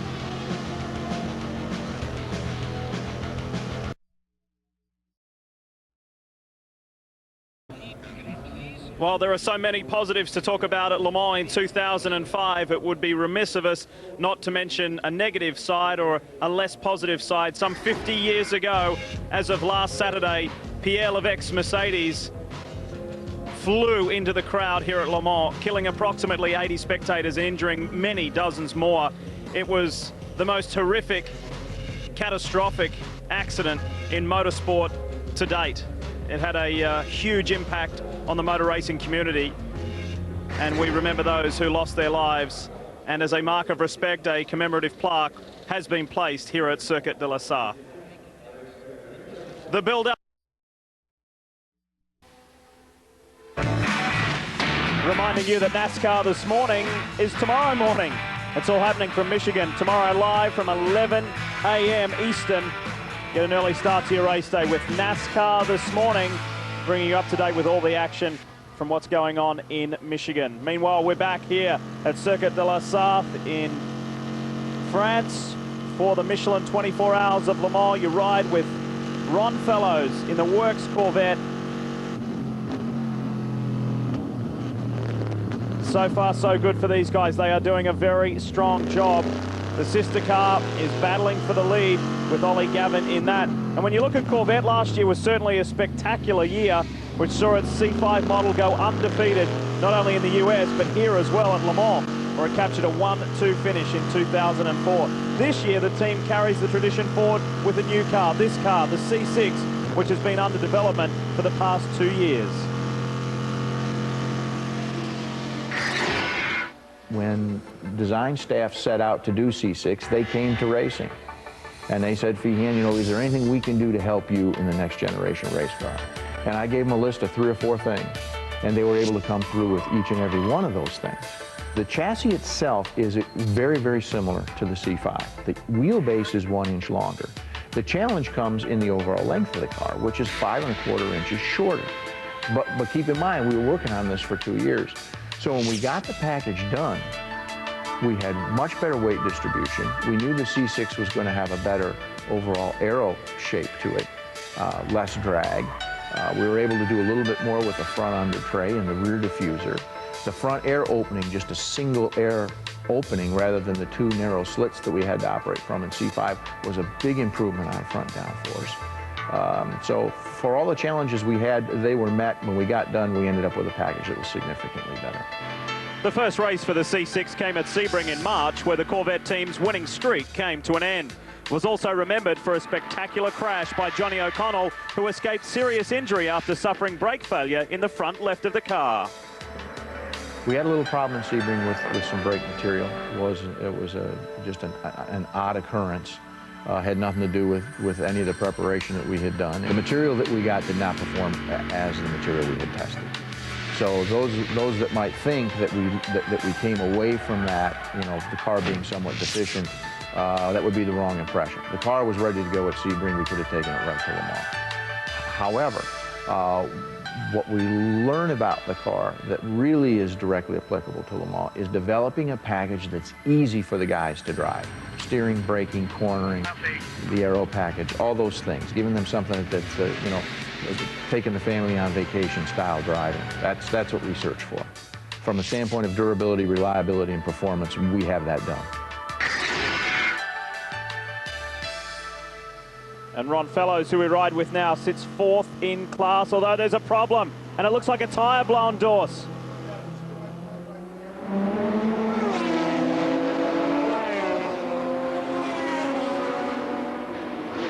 Problems there for Ollie Gavin, one-time class leader. And hopefully he can limp this back to the pits. It's a long way back to the pits. So watch now, the thing starts to shred. Now the problem can be, if that starts flailing around, it'll break off that bodywork. Next, it can get a hold of the lower suspension and tear the suspension completely, which would take this car out of contention. Good thing is that's at Arnage, so he is on the way back. He's in the second half of the lap. Actually, no, it's not. I correct myself. That wasn't at Arnage. He has a long way to go. Well, I'll tell you what, that's devastating, but that's not the only American problem. Here, the 77 Panos is in the pit lane, too. Brian's there. Brian? Guys, Robin Liddell brought the car in, a severe overheating problem. They had contact with another car early on, and it messed up the airflow into the radiator on the front of the car, so they had to tape that up. But if you can take a look at Robin Liddell sitting inside the car, he actually has the sleeves of his driver's suit pulled up. He's been moving the door back and forth. He is hot in that car. And Dorsey, as you know, one of the biggest problems is like under full course caution or sitting still like he is right now in the pits. It's just excruciatingly hot. It's like sitting inside of an oven, Brian. You're absolutely right. It's a heat sink situation. There's no air coming in, and all that air and the ambient temperature is coming in. It's baking you. As we watch right now, the 64 still left rear tire down, trying not to shred it and ruin his bodywork and suspension. Now Ollie Gavin is at Arnage. And it's coming apart, Lee. Look at it back there. And it's doing damage to the outside of the fender well as well. He slowed it right down, though, hasn't he? And they'll be telling him that from the pits. Take it as easy as you can, Ollie. Get this home. Drivers always try and get in too darn quickly. They need instruction. They've obviously told him, slow down, guy, otherwise you're going to wreck it. Well, he's been running 200 miles per hour, so, I mean, now that he's down to 50, he feels like he's crawling, but 50 is probably too quick for a flat tire. That's right. You see, he's got to get it back home. I mean, if he can see that tire in his rear view side mirror there, see it falling apart. But I'll guarantee you that they are watching the same picture that we are in his pits, and they're on the radio telling him, Ollie, cool it, take it easy, just get back to the pits. Of course, that being said, watching our picture, they already know they're going to need a rear body work. They already know they're going to need a left rear tire, and they're getting ready for that right now. Yeah. In the Corvette pit, they have two monitors either side, and they have a time, 1 minute 40, and then a time in excess of 2 minutes at two particular points on this circuit where they've got a fixed video camera, and they know at exactly that time that each of their cars should be in those points. When they're not, the spotter alerts the rest of the team that there may be a problem, and that will have happened. Cal?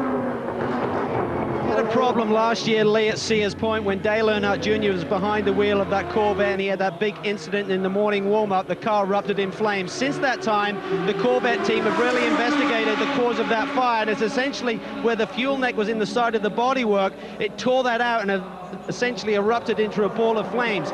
They've made a change now. We're looking at the refueler here, getting ready to put the probe into the car and you see this long red tube here, it actually connects directly now to the fuel cell itself. So there's like an inlet in the bodywork, and then that's about 24 inches of that red tube that will then connect directly to the fuel cell. So if you do get a puncture and that tire flailing around, it's not going to rupture any fuel line on the outside of the race car. So one of those things that have looked into an incident, been proactive, and certainly made the car a lot safer in this situation.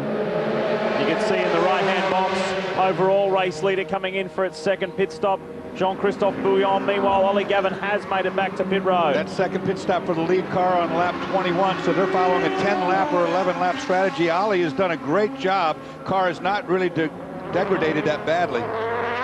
No, unless there's any damage that we can't see in the difference of the differential. They've had a big old spin there, that can do it sometimes, but I think he's had a very good dose of discipline there to get that machine back nice and gently. He will step from the car too. You can see him unbuckling himself already. It's either Jan Magnussen or Olivier Beretta that will step into this car once a new tyre is put on. The Corvette boys will inspect any body damage at the left rear, and Calvin is standing by.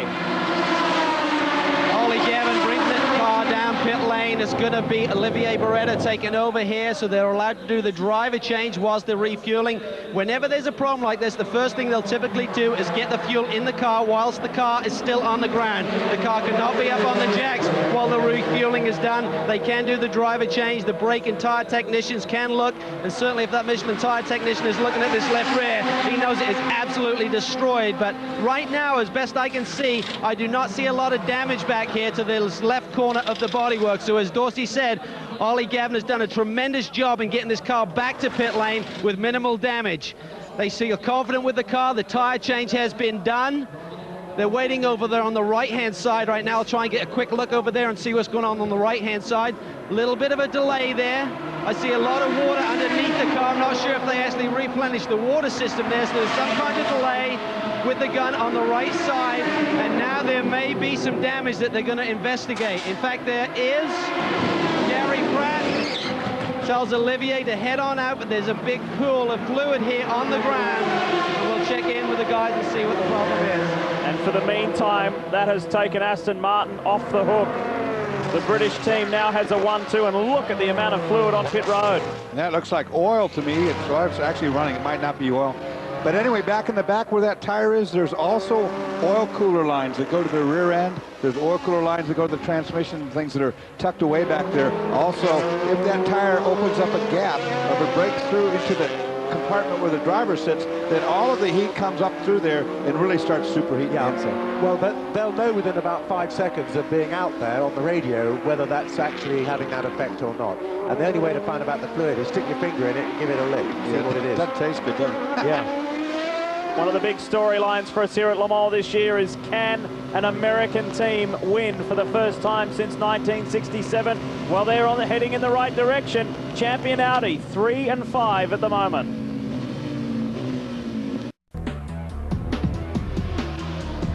Welcome back, everybody, to the Michelin 24 Hours of Le Mans. Great to have you with us, and great to be a part of it. This is Greg Kramer joining the booth crew, which is still Dorsey Schrader and, of course, Alan DeCadney.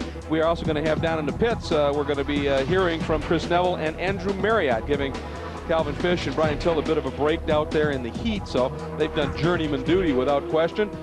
Interesting race. I've been sitting by kind of watching things unfold here, and an awful lot seems to have happened in this first 2 hours with all kinds of stuff. This may be the most notable of which, Dorsey. This is the second time. Watch right here.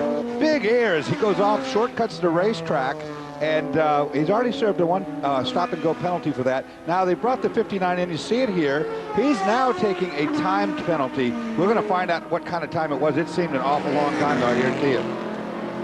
And just sat there and sat there and sat there, as you talked about.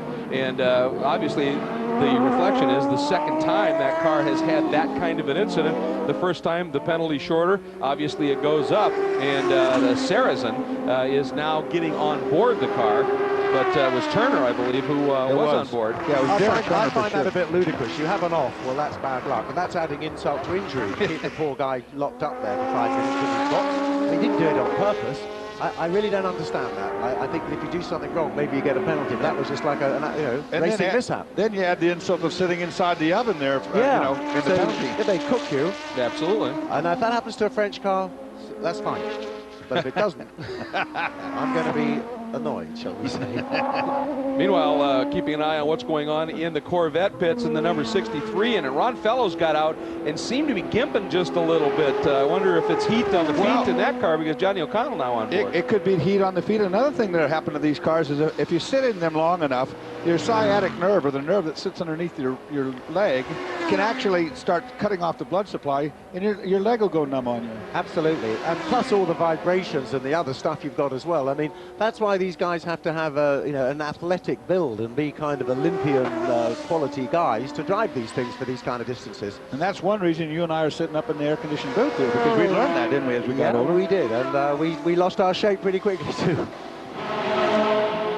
And as we watch some of the activity down on the track, let's head down to the pits with Andrew Marriott. Welcome, Andrew. Yes, thanks very much, Greg. George is with me. George, what's going on with these penalties?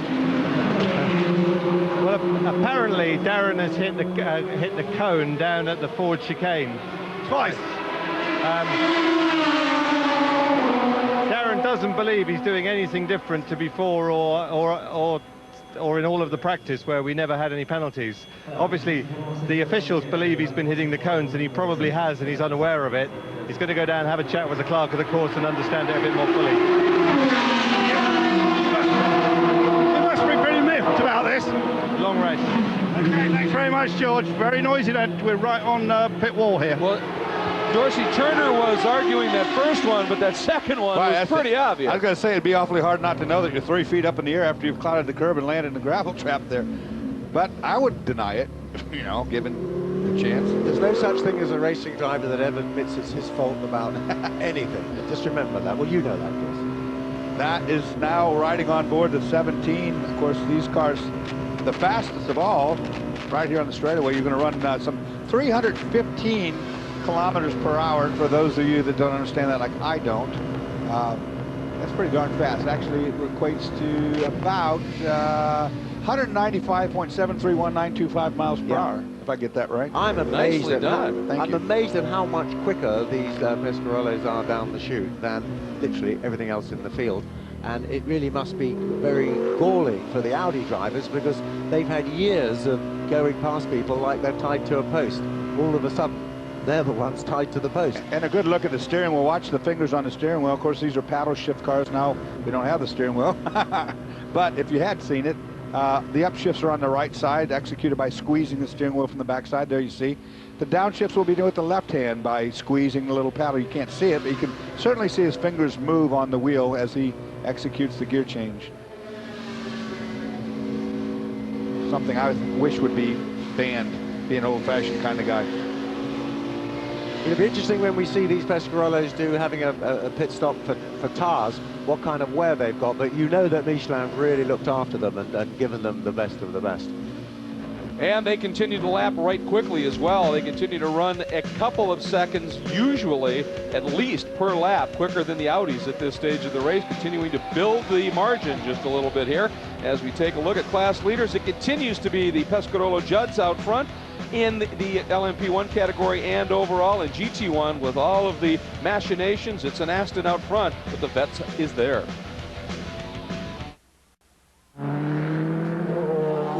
Welcome back, and there you see one of the problems that can befall you in multi-class racing. That was one of the Pescarollos getting a piece of the 78 Panos, and it looked like, was that the Mulsanne hairpin? Well, it was at Arnage. It was at Arnage, and it's nasty, Arnage, because it's the slowest corner on the whole track, and you always get oil down there, and you could lock up one wheel or two wheels and it could do what it did. Alan, look at the steering wheel from the hit. He's done the toe in. He's got the steering wheel way to the left, and he's in a straight line. Absolutely. And he's on pit lane. Yeah. That's rooted. That's rooted the steering. They're going to have to reset all that. That's going to take them some time. That's the number 17 of Sohail Ayari. Just a little bit too aggressive, heading into Arnage, trying to get his nose in, and obviously the Panos didn't see him. And heading in right now. Chris Snell? Greg, down here in the 17 pit, the car is in the box right now. They're putting fuel in. I'm walking around the car trying to see if there's any damage on it. up on the left front corner. There is a little bit of damage. It's not too bad, and it looks like Ellery is suiting up, or at least was going to suit up. He's now taking his helmet off, so I don't think they're going to do a driver change right now. Also was checking in with Henri Pescarolo and wondering about the fuel economy situation. I think we were anticipating a couple more laps out of these cars in the early going. He said there isn't a fuel economy problem. They've just been very conservative early on, trying to get an exact count of what their fuel consumption was going to be, and they feel pretty confident that they can run 11 to 12 laps. So this is, I think, something that has kind of caught them off guard right now, and it looks like they're going to take the front nose off the car and try and find out if there's some damage. Yep, they're going to push it back into the garage here. So this is going to be a longer stop than we anticipated. Chris, we saw while we were driving on board that while he was in the straight line, he's got about a quarter of a turn to the left on the steering. So certainly the toe in on that left front is going to be an issue. We'll take a look here as the replay unfolds. It's going to be down here at Arnage, Alan, and the Panos just literally doesn't see him coming up the inside. That's right. Yeah, and look, he's beefed that front left-hand wheel. You can see it's wonky. See how wonky it was as he went around the corner? So what he's done is he's punched the steering arm in, bent it probably. They're going to have to put either, well, hopefully not a whole new rack. Now, while we were in break, this was a big moment of great concern. That was the Gizmondo, that's the Ferrari, right in front of a pack, Dorsey. Yeah, that was the closest to a big accident we had, as you saw the Audi with the all... this is live right now, the 24 sitting outside the road. That's one of the Velter Racing entries having a problem, but let's check in with Andrew Marriott. I'm in the back of the pit here with Peter Cox, who's just now debriefing with his Michelin tyre engineer. Peter, could I just dive in 1 second, please? You're very hot and sweaty. That was hard work. Yeah, it was very hard. Initially, I wanted to come out earlier, but we decided to stay in the car, and I hope it pays off. But we took it relatively easy. I don't look like that, but we did, and the Aston Martin is working fine, and the crew is doing a fantastic job. So at the moment, could not be better for us. But the Corvette's maybe a bit stronger than we saw a couple of weeks ago. Well, to be honest, I think our team, Aston Martin Racing, is strong enough also to know what that pace would be. So for us, to be honest, it was not a surprise. Peter, thanks very much. Cool down. Hot man. Well, yeah, and under these conditions, double stinting, it's absolutely superb to be able to last like that. Talk about a little bit of Ironman activity. But on the other hand of that coin is it might not be as smart a thing to do, because if you burn your driver this early in the race, your recovery of your body takes much longer to do. So, a single stint, you're not as wore out. You do a double, you really wore down. But maybe then you're just weaker for the rest of the whole 24. Well, Dorsey's hit the nail on the head there, because he'll need monster fluid replenishment. I mean, you need about a gallon of, Gatorade or something to get back to normal. Oh, somebody's lost an engine here. What's going on here? Yeah. Well, I think that's that same Velter Racing entry that we saw spin, because when that car went around, it looked like maybe something had broken. Something just came out the back. Yeah. Greg, I just saw a piece of something. See the nose come up? Yeah, that's got a tire down for sure. You see it pull a wheelie right there. It's got a tire down or a broken left rear suspension. I'm thinking it's a broken left rear, possibly. Because a piece of metal did definitely fly out. Yeah, and it bounced in the air. It looked like it had a collapse on the far left-hand side to me. Now that's very, very good pit work if they fixed that in that time. Well done, guys. Very nice piece of work. Let's check in with Chris. Guys, back down here in the 17 pit. They've done the work on that left front corner. There were some bent suspension, and they've got it fixed. They've only been in pit lane for about 4 minutes right now, so they really haven't lost a whole lot of time. And Ellery did get behind the wheel, so they are back out into the fight. Didn't lose a whole lot of time, but obviously 4 minutes early on. Not a good thing. No, and it all comes down to if the other teams continue to run problem-free, that could be the Achilles heel for at least that team at this point in terms of the win here in front of this French crowd, as Eric Ellery heads out onto the track and brings that very, very quick Pescarolo Judd up to speed. Obviously falling down the order a little bit, and as we look at the GT1 order, it is still the number 58 Aston Martin out front of the Corvette and the number 71 entry in GT2.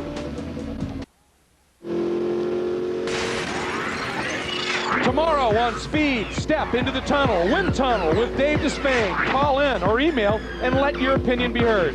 From road racing to open wheel to NASCAR, Wind Tunnel tomorrow live at 9 Eastern, only on Speed. Welcome back, everybody. And first of all, we want to take a look here. We're on board now with the number 17. Gentlemen, how's that steering wheel look? Well, once we get on the straight section, it'll be a moment. Looks busy right now. Yeah, it's a busy wheel, but he's coming on the straight now. We'll see now if he's got it right in the middle. Pretty good. It was a little off to the left still. Yeah, it's got that look. It is a little... They'll have fitted a new steering arm that was already preset to the length of the original one. So as long as the rack hasn't taken a bit of a punt in that shunt, it should be okay. And we'll take a look at how that happened on board right here. Watch the Panos doesn't have any idea. Right there, just contact, and it bends the left front tie rod on the Pescarolo car. Good job of getting that done in under a lap, too, I can tell you that much. Very good pit crew. And good job on the driver getting it back too. No panic, nice and smooth, nice and cool. That's what Le Mans is all about. Of course, that was the 78 Panos that was involved. And by the way, you may say, well, you know, you got Brian Sellers and the driver's not real experienced at Le Mans. The driver who was on board at the time was Patrick Bourdais, so a lot of experience here. Now, this is the 78, and this was recent, I believe, and all by himself, Dorsey. That was just too much speed coming into the corner, no doubt about it. Back end stepped out. He locked it down, but got it in the gravel trap and lost a lot of time. So problems for him. Meanwhile, down in the pits, Chris Neville is with, I would surmise, Chris, a very hot Robin Liddell. That's right, Greg. Down here with Robin. Robin, the 77 has been pit lane a couple times now. What's going on with the car? Well, we had a water radiator ducting hose come loose early on in my stint, and I had to pit for that because the water and oil temperature was rising. And we came in, fixed that, went out again. Within about 2 laps, the front fender started to come loose on the front wing on the near side. I don't know if it's related to the same thing, but anyway, we had to pit because obviously the wing flew off. And to be honest, it's pretty hot in the car. I didn't feel able to do another complete stint, so we just decided to change driver. All these Panos drivers are getting out, and they're looking pretty hot down here. Pretty rough going for the Panos crew with this new GT car, first time at Le Mans. Andrew? Just a big disappointment down here in the 7 pit. That car was going so well. Jamie Campbell-Walters just jumped out of the car. I was hoping to talk to team manager Ian Bickerton. He's just gone back to look at the data, but I can tell you this car has got a water leak. You know, it's very hot here at Le Mans today. I think it's the hottest I can remember for a long time. It's obviously causing these problems with the overheating. So that car looks it's in certainly for a lengthy stop on its Judd engine. Well, it's on days like this that I thank the Speed Channel and my wife, Kim, for taking me out of the driver's seat and putting me up here. Because these guys are paying today. Yeah, this air conditioning's working well in here too, isn't it? Yeah, it's miserable in those cars, folks at home. I'm telling you, it's like sitting in your oven and watching this television. We said at the top of the show that heat was going to play a mega part of this race. And the major reason is, of course, that these cars rarely get to run in these kind of conditions. I know some of those arms races have had some hot times, but when you think about it, the heat, everything, all the fluids run thinner, and it can cause an awful lot of problems. That's what we're starting to see. And there's the Velter Racing Peugeot making its way down into pit lane. Big problems for the Creation Auto Sportif DBA Judd. Behind the wall right now with that problem, as Andrew alluded to. And we ride on board with a Corvette that continues to run quickly out front here at the Circuit de l'Essar.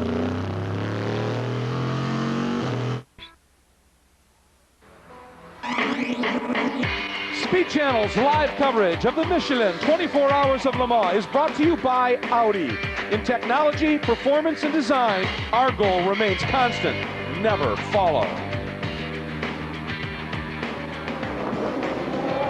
Welcome back, and you are looking at class leader in the GT2 division. That is the Alex Job Racing BAM partnership entry, and the one that was on pole in the hands of Mike Rockefeller and has been having an absolutely superb run thus far. Quick touch of the weather. We're talking about hot, 88 degrees Fahrenheit. It is the humidity. Feels like more than that, frankly. Wind, we got a nice one if you're up and out of the tribunes and up in the air just a little bit.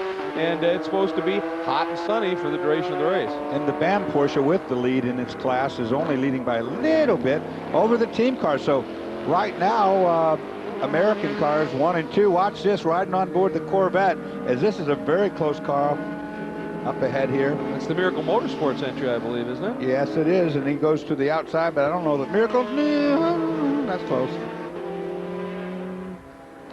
was a miracle there was no contact there as the two of them go wheel to wheel, so to speak. Well, the vet had squashed that thing like a fly. It would do that, yeah, it would. Well, Johnny O'Connell found a nice little gap in the curbing. He was able to just sort of hop skip over, which I think saved the contact there. So a nice piece of driving on his part. In an endurance event, as a driver, that is your responsibility. I mean, you want to try to make that pass, but when you stick your nose in there, you have to be fully aware. If the guy doesn't see you and starts to come over, you got to get on the brake. That's right, because the couple of seconds you lose by just braking and going past him later is a whole bunch better than having a couple of laps in the pits. Ooh, bit of lock up there by the number 4 Orica Audi. Yeah, it did. It locked up getting into the S's and saw a little brake or tire smoke, I should say. Good save, however. Yeah, Frank Montagny doing the job in that car right now, and he's sort of the young gun in that team. That car is running 4th. And the 3rd place car is in Andrew Marriott. Yes, it is. This is a little team that can. Martin Short's team with these two Dallaras. One has had a big problem with the Dallara engine. Has only just started the race. It went out for the pits just a moment ago. But it's a much different story here. This car had a fantastic run. João Barbosa doing 2 stints. Now the team owner, Martin Short, has got it in. He's a fine driver as well. João hops out, the Portuguese driver. And this team has a fraction of the budget that, of course, the big boys have, like Audi. This is a chassis that used to be used in the past by the Oreca team. It's got a lot of miles on it, but it just goes so well. And Martin Shaw whacked it around to 10 pounds of rest. Off he goes, folks. Barbosa doing a fabulous job in his opening stints, and Andrew alluded to the other car. That one is a Nissan Turbo that actually blew the motor up in the morning warm-up, and they were, some 20 laps into the race before they got that engine change completed and sent him out. But the other car, the Judd that we just saw, what a great run. Yeah, it's doing good. That car running solidly in 3rd place. We haven't watched it all that closely, but great job right there. That was a totally routine pit stop, driver change done. This could be a spoiler, this car. A little team that could. Well, that's right. You know, they've got everything to win and not a whole bunch to lose. I've been that way myself. Just a tick over 2 hours complete here at the 73rd running of the 24 Hours of Le Mans. You know, we were commenting about all the crazy stuff happening in the first 2 hours. It's like these guys don't know that there's another 22 to go, that you can't win this till tomorrow, by God. Yeah, I think everyone took it for granted that the drivers realized this was actually, hey guys, a 24-hour race, excuse me. I mean, 2 hours, we've had some quite serious incidents. Well, if you were just joining us, as I said, as we're just past the 2 hour mark, and if you're just able to tune in, we want to show you what's been unfolding here in this 2nd hour. And it has been busy, as we've alluded to. Here's the number 64 Corvette, and problems for Oliver Gavin. Left rear tire punctured, and he had a long way to go. Made it to the pits, and amazingly, as far as we know, no damage internally, just a little bit of discoloration. They were able to get it going and get it back out once again. Then, watch this here as Mr. Turner goes airborne in the number 59 Aston Martin. It was the 2nd time that he was perceived to have cut the course. A very long stop-and-go penalty. He'd already had one, and then the problems that we were watching with the number 17 Pescarolo into the back of the number 78 Panos, and the number 17 goes in with a damaged steering, and they had to make what affected a very fast change and got that car back out. Eric Hellery took over for it, and it was fairly well repaired. And then the number 78 Panos all by itself going off in the hands now of Marino Franchitti. And the question there was, as we were watching that car getting hauled back into the gravel, the rear end was not turning. Was it a result of some damage maybe from that punt? And now we ride on board once again with the number 63 Corvette, which with all the problems up front is having a fairly good run right now as we take a look at our Mobil 1 class leaders. Up front, it is the number 16 Pescarolo Judd in the LMP2 category, the number 37 Courage in the GT1 category, the 58 Aston Martin, and in GT2, the number 71 Porsche. Let's get down to Andrew Marriott. Eddie. You've heard about all these drivers looking hot. We've seen them red in the face. Here's João Barbosa. He's done 2 stints. Look at him. Not a bead of sweat on him. And a fantastic drive. How was the car, João? The car was excellent. We knew from the beginning that we didn't have a very car during qualifying, but we took it really easy during qualifying because we knew we have a very good race car, and the car was just great. I had a lot of fun out there. We're still a little down on fuel consumption-wise compared to the other guys, but the car is great. We just have to do our best to do our own race and wait for the best. When's one of these big factory teams going to realize how quick you are and sign you? It's really fun to fight with those guys. The car is doing really well, you know. It's unbelievable I can keep up with those factory guys, the Audis and all that. So I'm really pleased, and it's a big change with the Michelin tires here around Le Mans. They really do a big help around here. There's one cool Portuguese. Absolutely, and Andrew, our overall race leader is Jean-Christophe Bouillon, brings in the number 16 Pescarolo Judd, and they're going to do a driver's change, obviously, as well as refueling. The question remains, tires? Doesn't look like it.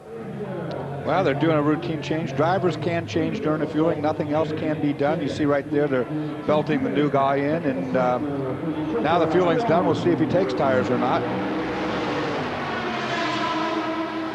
He will.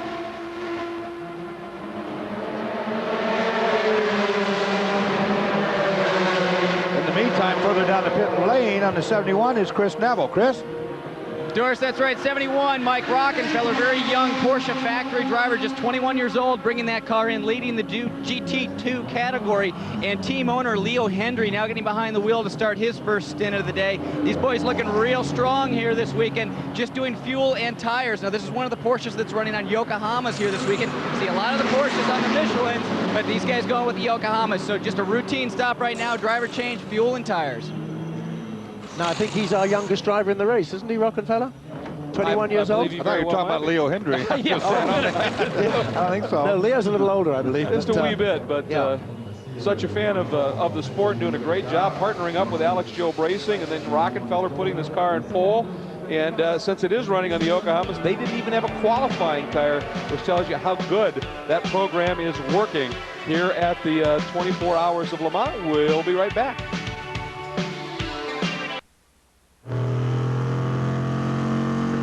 Welcome back, everybody, to the 73rd running of the Michelin 24 Hours of Le Mans. You're riding on board with the number 63 Corvette, but a bit earlier we were talking about passion in motorsports, and we talked about Leo Hendry, and he is a gentleman who has been such a strong supporter of racing, and as a driver as well. Well, he's also a New York television executive, and his passionate love affair with Le Mans apparently is going to end this year, as a bit earlier he told our Andrew Marriott. There is no other phrase to describe it except a love affair. It never gets anything but better.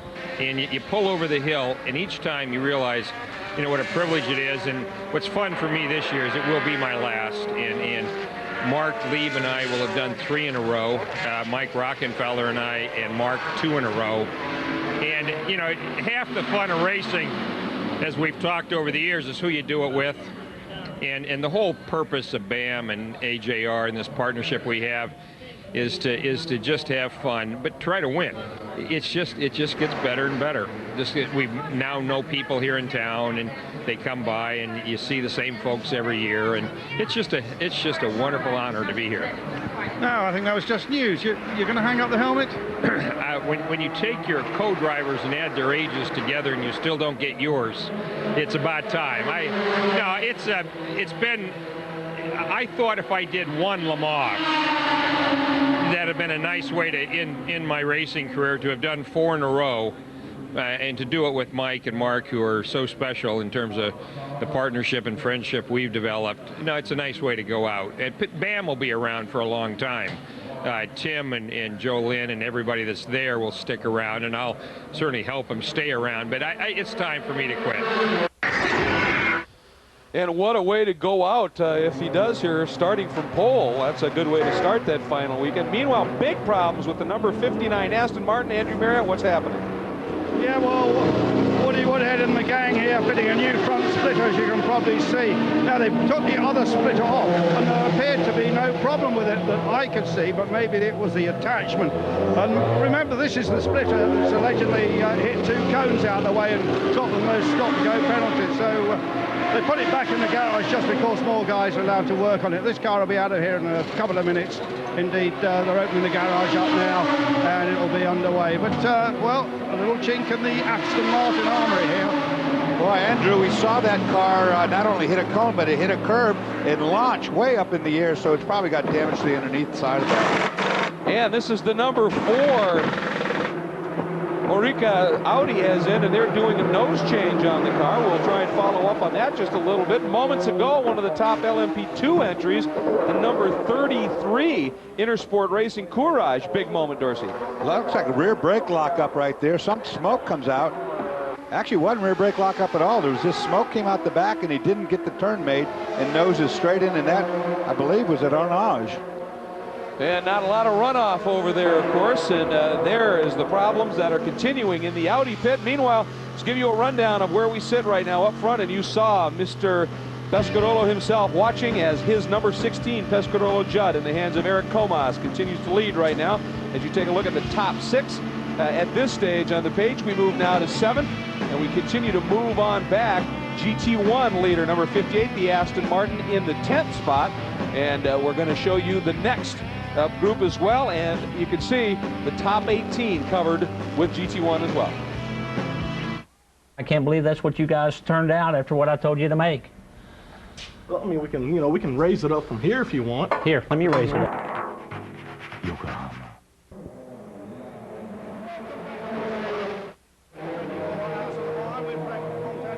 Just had a minor problem with the car there. A little bit. We touched with Ferrari. Tried to overtake on the right, and I think Pirot tried to overtake on the left, and the guy went on the right first and went on the left second. So he hit the both car, and we damaged a little bit the front of the car, which gave me a little bit more understeer, and the car is quite understeering now, but that's why I came back. We changed the tires, we changed the drivers, and we go back, but it's quite hard.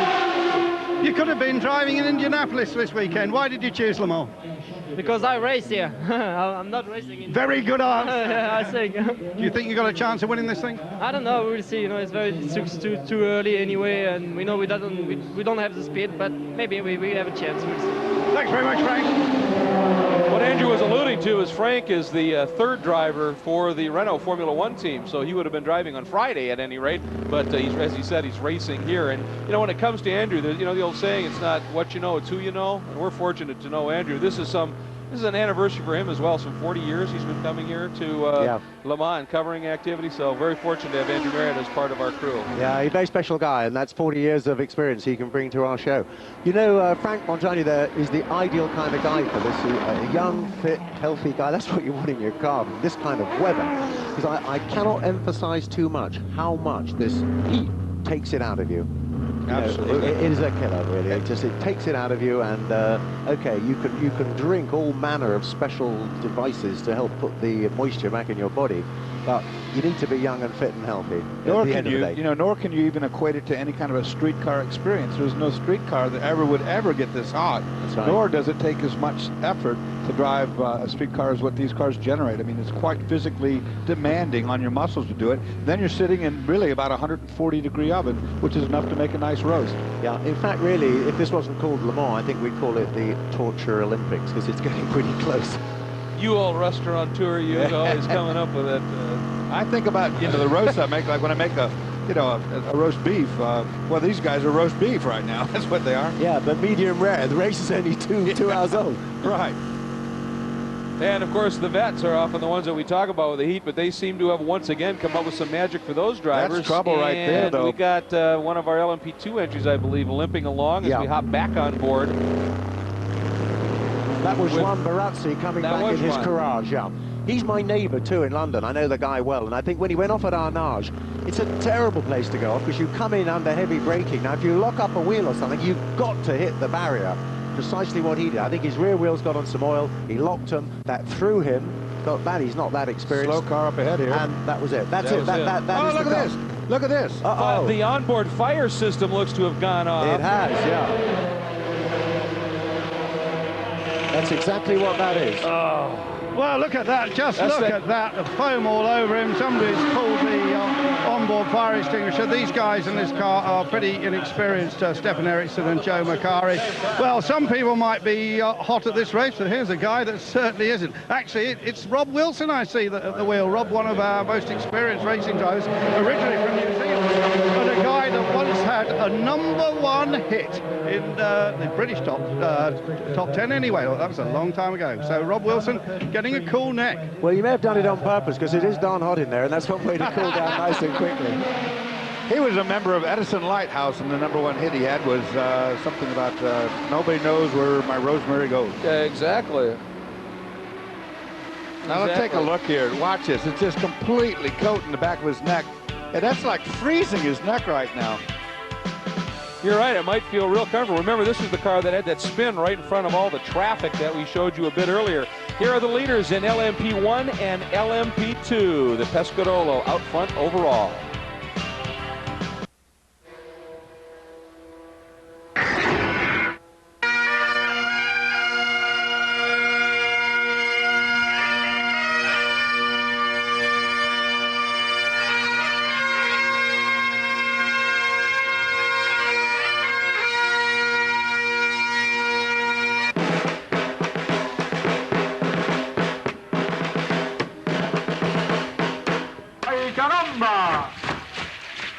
Wow, that first guy had some pipes, and they were showing it off here. That was the big show in downtown Le Mans, Centreville. That comes up about 6 o'clock in the evening on Friday, the day when there's no activities on the track. But, Alan, they bring all the drivers, the pilotes, down to the center of the town. Big parade, festivities grande. Yeah, this is one of the very few places where all the locals just love what goes on, and they are determined to have a big old street party, and the 24 hours is the best excuse they've got. The drivers turn out there, those Hawaiian Tropic girls turn out, all the locals turn out, the back. It's fantastic. I think they go for the Hawaiian Tropic girls more than the drivers themselves. All right, racing on course here at the Circuit de la Sarthe, and you're getting a good look there at that battle that continues to run in GT1 between the Aston Martin and the Corvette from our French host feed, giving us some graphic information right there. But let's check in with Andrew Marriott on the developments of the number 33 Intersport racing car. Yes, I'm with Juan Barazzi now. Juan, you're not quite sure what happened, really? Either I brake too late, or there was oil on the track. I don't know. So people are getting in the way of our cameraman. But tell us something else. What's it like to live almost next door to Alain de Cadenet? Constant action. Because that's it. Quite a bit of damage here. That's going to take 20 minutes or so to fix, you reckon? If it takes 20 minutes, then it's not disastrous, but reasonably bad. Okay, Ran, thanks very much. And, well, I'm not sure he thinks it's fun living next door to Alain de Cadenet. No, I tell you, Andrew, go and tell him. It's just one of those bad luck things. His rear wheel's locked up because of all the oil that's down at Arnage. I did tell him about that 2 weeks ago. Watch out at Arnage because it can get really hairy. All right, and meanwhile, let's move a little bit further down pit lane and check in with Chris Neville. Greg, down here at the 77 garage, this car has been in the garage for about 10 minutes right now, checking in with Scott Maxwell. Scott, you brought the car in. What was the problem? The engine was just losing power really dramatically. We overheated it earlier, and we might have done some damage. We're not sure. Well, this car's been in the garage for about 10 minutes now. Also, the 78 has been in the garage for about 20 minutes. So the Panos boys having some significant problems. Further up pit lane in GT2, the 80, the Flying Lizard boys, they were in for an extended pit stop. They had problems with the front end jack. So they got that fixed. They had about a 3 or 4 minute stop. Lonnie Pechnik now behind the wheel in that car. So some of our big contenders here in GT2 having problems in the early going. Speaking of big problems, it appears that the number 64 Vet in again with a tire problem. Did I see? Yes. And the same tire. That's not a good indication. I mean, it might be coincidental, but you can't assume those things. Might be something cutting those tires off lower suspension or something. I think you're exactly right. There could be something that is actually fouling the sidewall of the tyre. Because those Michelins are as strong as can be. A radial ply tyre, they don't puncture too often, but the sidewall, of course, is the weak spot. Could be something digging in there. And both times lucky enough to get the car back to the pit without destroying totally the bodywork. Once is unfortunate, twice is suspicious. Yeah, exactly. It happens a third time. Andrew? Yeah, Beretta's in the car. They've just pulled the one wheel off and the other one's gone in. They didn't even have a quick look around the back of it at all. And that was a very quick pit stop, in there, Andrew? Did they have an eyeball to see if there's anything snagging the sidewall? Alan, I couldn't see anything at all, and the mechanics didn't even look. They just pulled the tyre off as if it was a normal wheel change, so they must be pretty... must really think that there isn't a problem in there. Well, they must be confident. We know there's a lot of gravel out there. We have a number 9 Team Yota car just coming as well. Well, we have had a number of off-course excursions from other cars dragging gravel back onto the track, and I mean, at speed, you get some gravel into the sidewall, it could do the damage. Now the team car has come in. Looks like it may have overshot the pit just a little bit. Incidentally, guys, I have to mention, you know, the number 2 car, Audi, with Emanuele Pirra in it, he's been in that car for 2.5 hours. Now, I had lunch with him, and he ate a huge monster plate of penny pasta. He says that's what gives him stamina. Carbo loading, just like marathon. Yeah, so I had a big old plate of that too, and I feel good. So he's been in there for 2 hours and 30 minutes. So you're able to go well into the evening tonight. Yeah, I'll do the whole full Monty here. Well, Johnny O'Connell right there in the pits with a routine pit stop. No problems, no drama right there as he peels away, getting out of there. Currently running second in the GT1 division, but 12th overall, while the GT1 Aston Martin leading is 9th overall. Meanwhile, Chris Neville, what's going on in the Miracle Camp? That's right, Greg. John Macalusa brought this car in about 5 minutes ago. They did wheel it into the garage because they had some turbo problems in the early warm-up, and those turbo problems were acting up again. So Mike Gouet had the boys do a little work. I think they changed the wastegate on that turbo, and Macalusa staying behind the wheel, also piloting this car with him this weekend, Andy Lally and Englishman Ian James. Of course, the turbocharger pressurizes the intake charge, which makes a lot of horsepower. He's talking about the wastegate. A wastegate is a deal that when you build enough pressure and it's time to get rid of it, it opens up and it dumps all that pressure out of the intake instead of just keep building it on. And obviously they have a leak somewhere there. Yeah, the worst thing is if it jams closed, then you're in big problems if it gets stuck, because you get unlimited pressure. Then you blow up. Then you blow up. Well, and they have avoided that, and that was the key for them. Meanwhile, in the GT division, it is still the Aston Martin out front of the vet. In GT2, it is Porsche and Porsche. John. Tomorrow, Speed Channel presents Formula One, the United States Grand Prix from the legendary Brickyard. Men and Machine will pitch into battle for four-wheel supremacy. This is where great racers become heroes. Formula One, the United States Grand Prix, tomorrow live at 1:30 Eastern, 10:30 Pacific, exclusively on Speed. A little update for you. Ralph Schumacher must be wondering what is going on. We get reports that he has crashed in virtually the same place he did last year and will not be driving tomorrow. So obviously brings up some interesting developments. The number 17 Pescarolo is in the pits. This is the car that had the problem just a bit earlier with contact and is down the order just a little bit. They're doing everything they can to work their way back up the order, and currently behind the wheel remains. We're not going to see a driver change, so Eric Ellery should be continuing behind the wheel. Oh, and the number 20 has had some sort of development out there on track. That is the Pierre Bruneau Pilbeam. That is the first carbon fiber chassis that Mike Pilbeam has ever designed and built, and they're running a Nissan-derived engine in it, a 3.4 liter engine called the JPX, and the leader is in the garage. They have pushed him back behind the wall. That's not a good sign. Eric Comas behind the wall there. Have to get an update on this one. This is big breaking news. Huge news. It's Ellery that went back out in the 17 car, so the overall leader, which, assuming he's there for a little bit, guess what? Audi makes its first appearance in the hands of the Ironman Emanuele Pirro at the top of the order. The only work I see being done is at the back of the car, and of course that is not a good indication whatsoever. I think it's gearbox, because I just saw him, do you see his fingers come up and down like on the paddle shift? I think he may have a gear selector problem. These cars have a way of disconnecting the paddle shifter and going back to a manual shift if they need be in an emergency situation. It's much slower than the paddle shift, and it's much harder on the gearbox to shift it in that manual mode as well.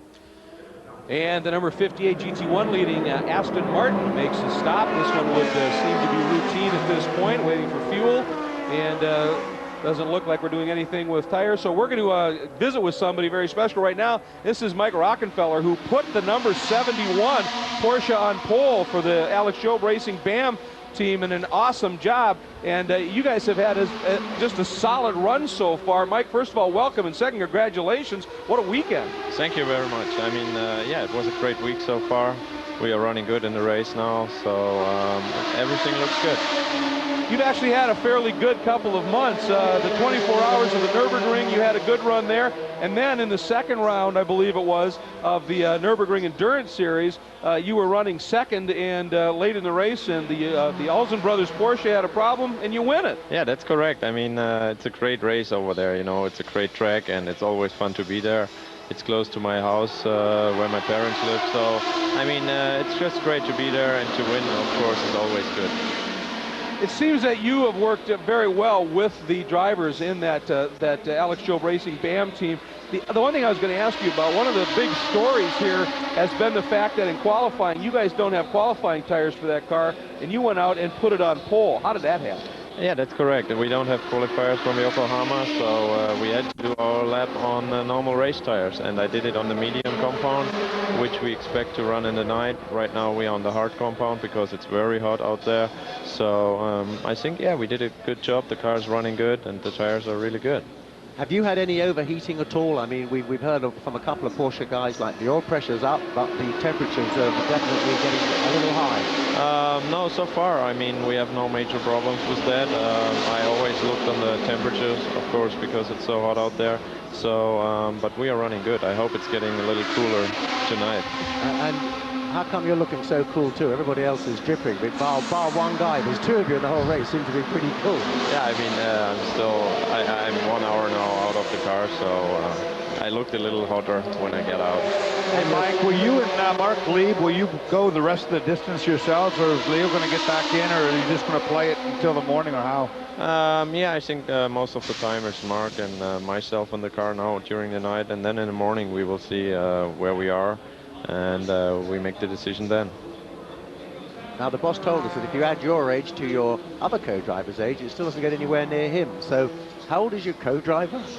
To be honest, I don't really know exactly the age, but he's a little older than I am. Okay, I was just joking anyway. Hey, keep going, have a good one. Thanks. Absolutely, Mike. Thanks Bye. so much for See joining you. us. Bye. Good luck. Thanks for joining Bye. us. All right, and well, this is very significant here, folks, as the number 16 gets wheeled out, and Andrew Marriott, as that car comes out, the number 2 Audi is coming down the front straight. Yes, indeed. Well, it's quite a scrum here at Pescarolo.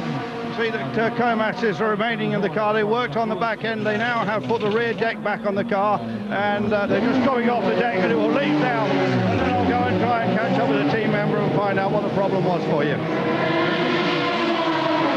All right, and this is a significant moment as we watch that number 2 Audi. It has picked up the lead, and it is the first time this car, the number 16 Pescarolo Judd, has not led today. So as we now are pushing about 2 hours and 40 minutes into this event, first lead change, and he's been in the car since the start. We were talking, Alan, you were talking about that a bit earlier. Just a Ironman effort from Puro right now. Yeah, he's also been beautifully smooth, beautifully consistent. I mean, he's a seriously experienced man, we all know that. I mean, he first drove, I think, in this race back in the late 80s. He absolutely knows what he's doing, and it's just proving the point. Even though the Audi is underpowered, even though it weighs more than they'd like it to, and it's got a smaller fuel bag, the fact is that with consistent, cool, smooth performance from its drivers, it's taken the lead, and even if it gets overtaken, it can always get it back again. You know, I'm sure by the time this race is finished, they'll be right up the sharp end. All right, and Andrew, can you tell us what exactly the problem was with that car? Yeah, I think Alan alluded to it. It was definitely with the paddle shift. They have fixed it, and the car has gone back on the racetrack. Just talked to the engineers, and they said the paddle shift wasn't working correctly, and that's all they would say.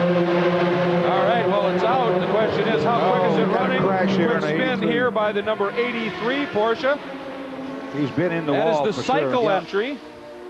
And this is a team with a tremendous amount of endurance racing experience, but new to them are it's David Shep. Oh, the number 16 looks to be going very slowly. That was our leader. It just made that pit stop. 16 in trouble. David Shep was the driver of the Porsche that we saw who's had the problem. We'll have to take a look and see if this car can even make it back. It's probably stuck in a gear with the paddle shifter. Well, I think that's what's happened. They got it back in the pits, and the solenoid that operates it all, or one of them, is probably fused, and he's stuck in a gear. He might be stuck in, say, third gear, where he can't go very quickly because he overrode the motor. All right, well, the problems continue for Team Pescarolo Sport. We will be back to update you on that. Meanwhile, here is a look. The number 2 Audi, Emanuele Pirro, now in the lead. 24 hours of Le Mans, deemed as one of the greatest sports car races in the world. I like to watch cars. Welcome back once again to the 73rd running of the 24 Hours of Le Mans. The number 16, as you see, back in the pits after a fairly slow lap. Speculation from the eagle eyes here in the booth that maybe that car is still stuck in a gear at this point. So problems continue to develop. Andrew? Yes, indeed. I just say I can update you that this car has gone back into the garage. They obviously haven't fixed this problem with the battleship. You've never seen so many journalists in your life as there are in this team, but it looks as if this race is starting to edge towards Audi's way. The rear deck is off the car is going up on the jacks, and they're already starting to work on the rear end again. So I think they've got a gearbox problem rather than the actual battleship problem. All right, Andrew, and you said it, starting to edge back to Audi's way. Well, we've got 3 Audis up front, the number 2 and the number 3 from Champion ADT, and the number 4 from PlayStation Team Aurica. So the Audis, that reliability, that just freight train type of ability for those cars, Alan. And the race isn't even 3 hours old, so it says something for Audi reliability, I guess. I mean, there they are. We've been through it several times. They ain't the fastest, they're the heaviest. And here they are, 1, 2, and 3. Well, of course, as you slow the Audi down by taking power away from it, you make it also all the more reliable because it's much easier now on the gear train. It's much easier on all the suspension bits and pieces. Absolutely. The drive shafts and things don't get so strained, and it's not going so fast in a straight line. They haven't got to leap all over the brakes to stop it or anything, so it's great.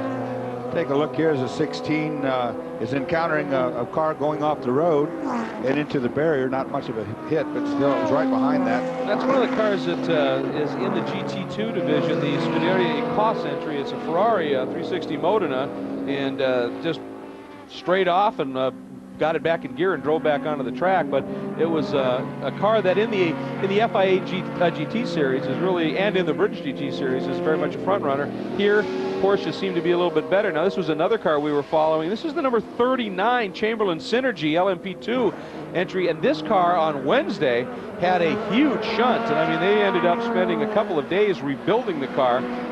Peter Owens was behind the wheel and is at this stage, and obviously problems continue for that team. Boy, a lot of things going on in the first few hours, I'll have to tell you, for something that's supposed to go trouble-free for 24. There is your overall race leader, the number 2 Champion ADT Audi of Emanuele Pirro, and he's coming up behind the number 5 Dome. That is the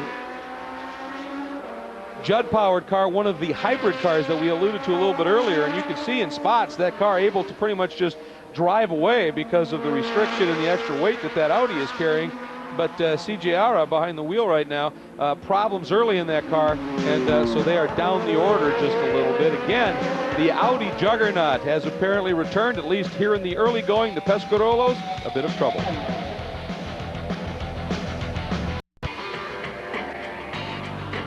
Welcome back, everybody. We are approaching the conclusion of hour 3. We continue under the full course caution brought out by the oil from the number 39 entry, and as they've talked about, you're going to see 3 different looks of pace cars probably, as 3 are out there. There's a look at Henri Pescarolo, and he's concerned as his entry is just sliding down the order here, and there are some problems.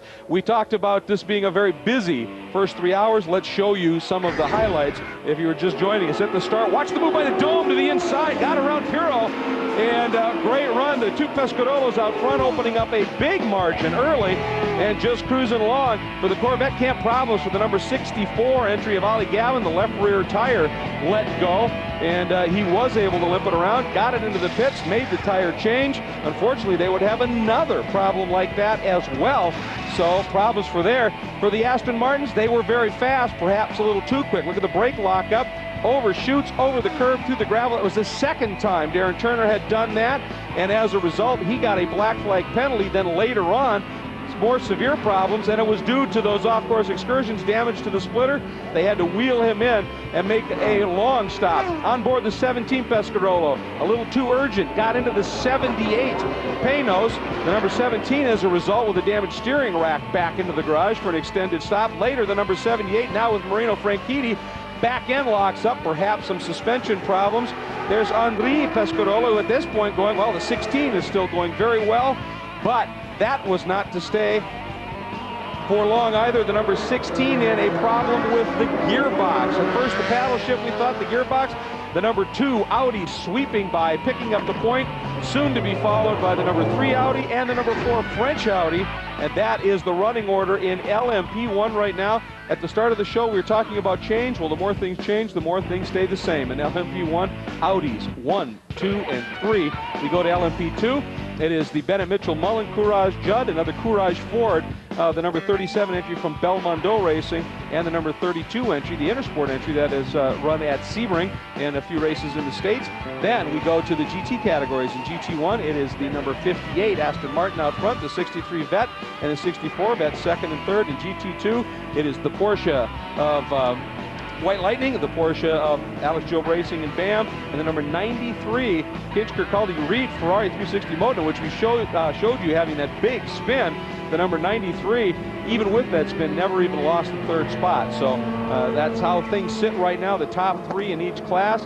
And we've got a car sitting down there at the back of the track. I couldn't quite grab the number at this point, but nonetheless, it has been, oh, that's just heading in, I think, to the Porsche curves. It has been a very fraught opening 3 hours, gentlemen. Well, a little bit too much so, I think, Greg. You know, a really hard pace, heavy pace early on by the Pescarolo team, and they paid the price, quite honestly. We've had a huge amount of attrition already in just the early part of this 24 hours. Well, that's exactly right. You know, we said at the beginning, some of these guys don't realize it's a 24-hour race.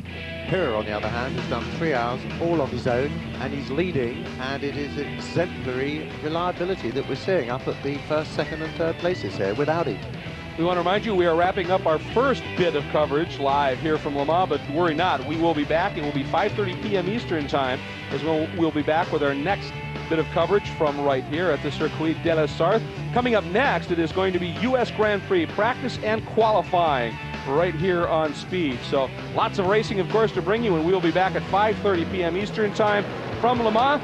For Dorsey Schrader and Alan DeCadney, of course, Lee Diffie starting things off a bit earlier, Calvin Fish, Brian Till, and now Chris Neville and Andrew Marriott. Thanks so much for joining us here for but the first 3 hours of a 24-hour classic.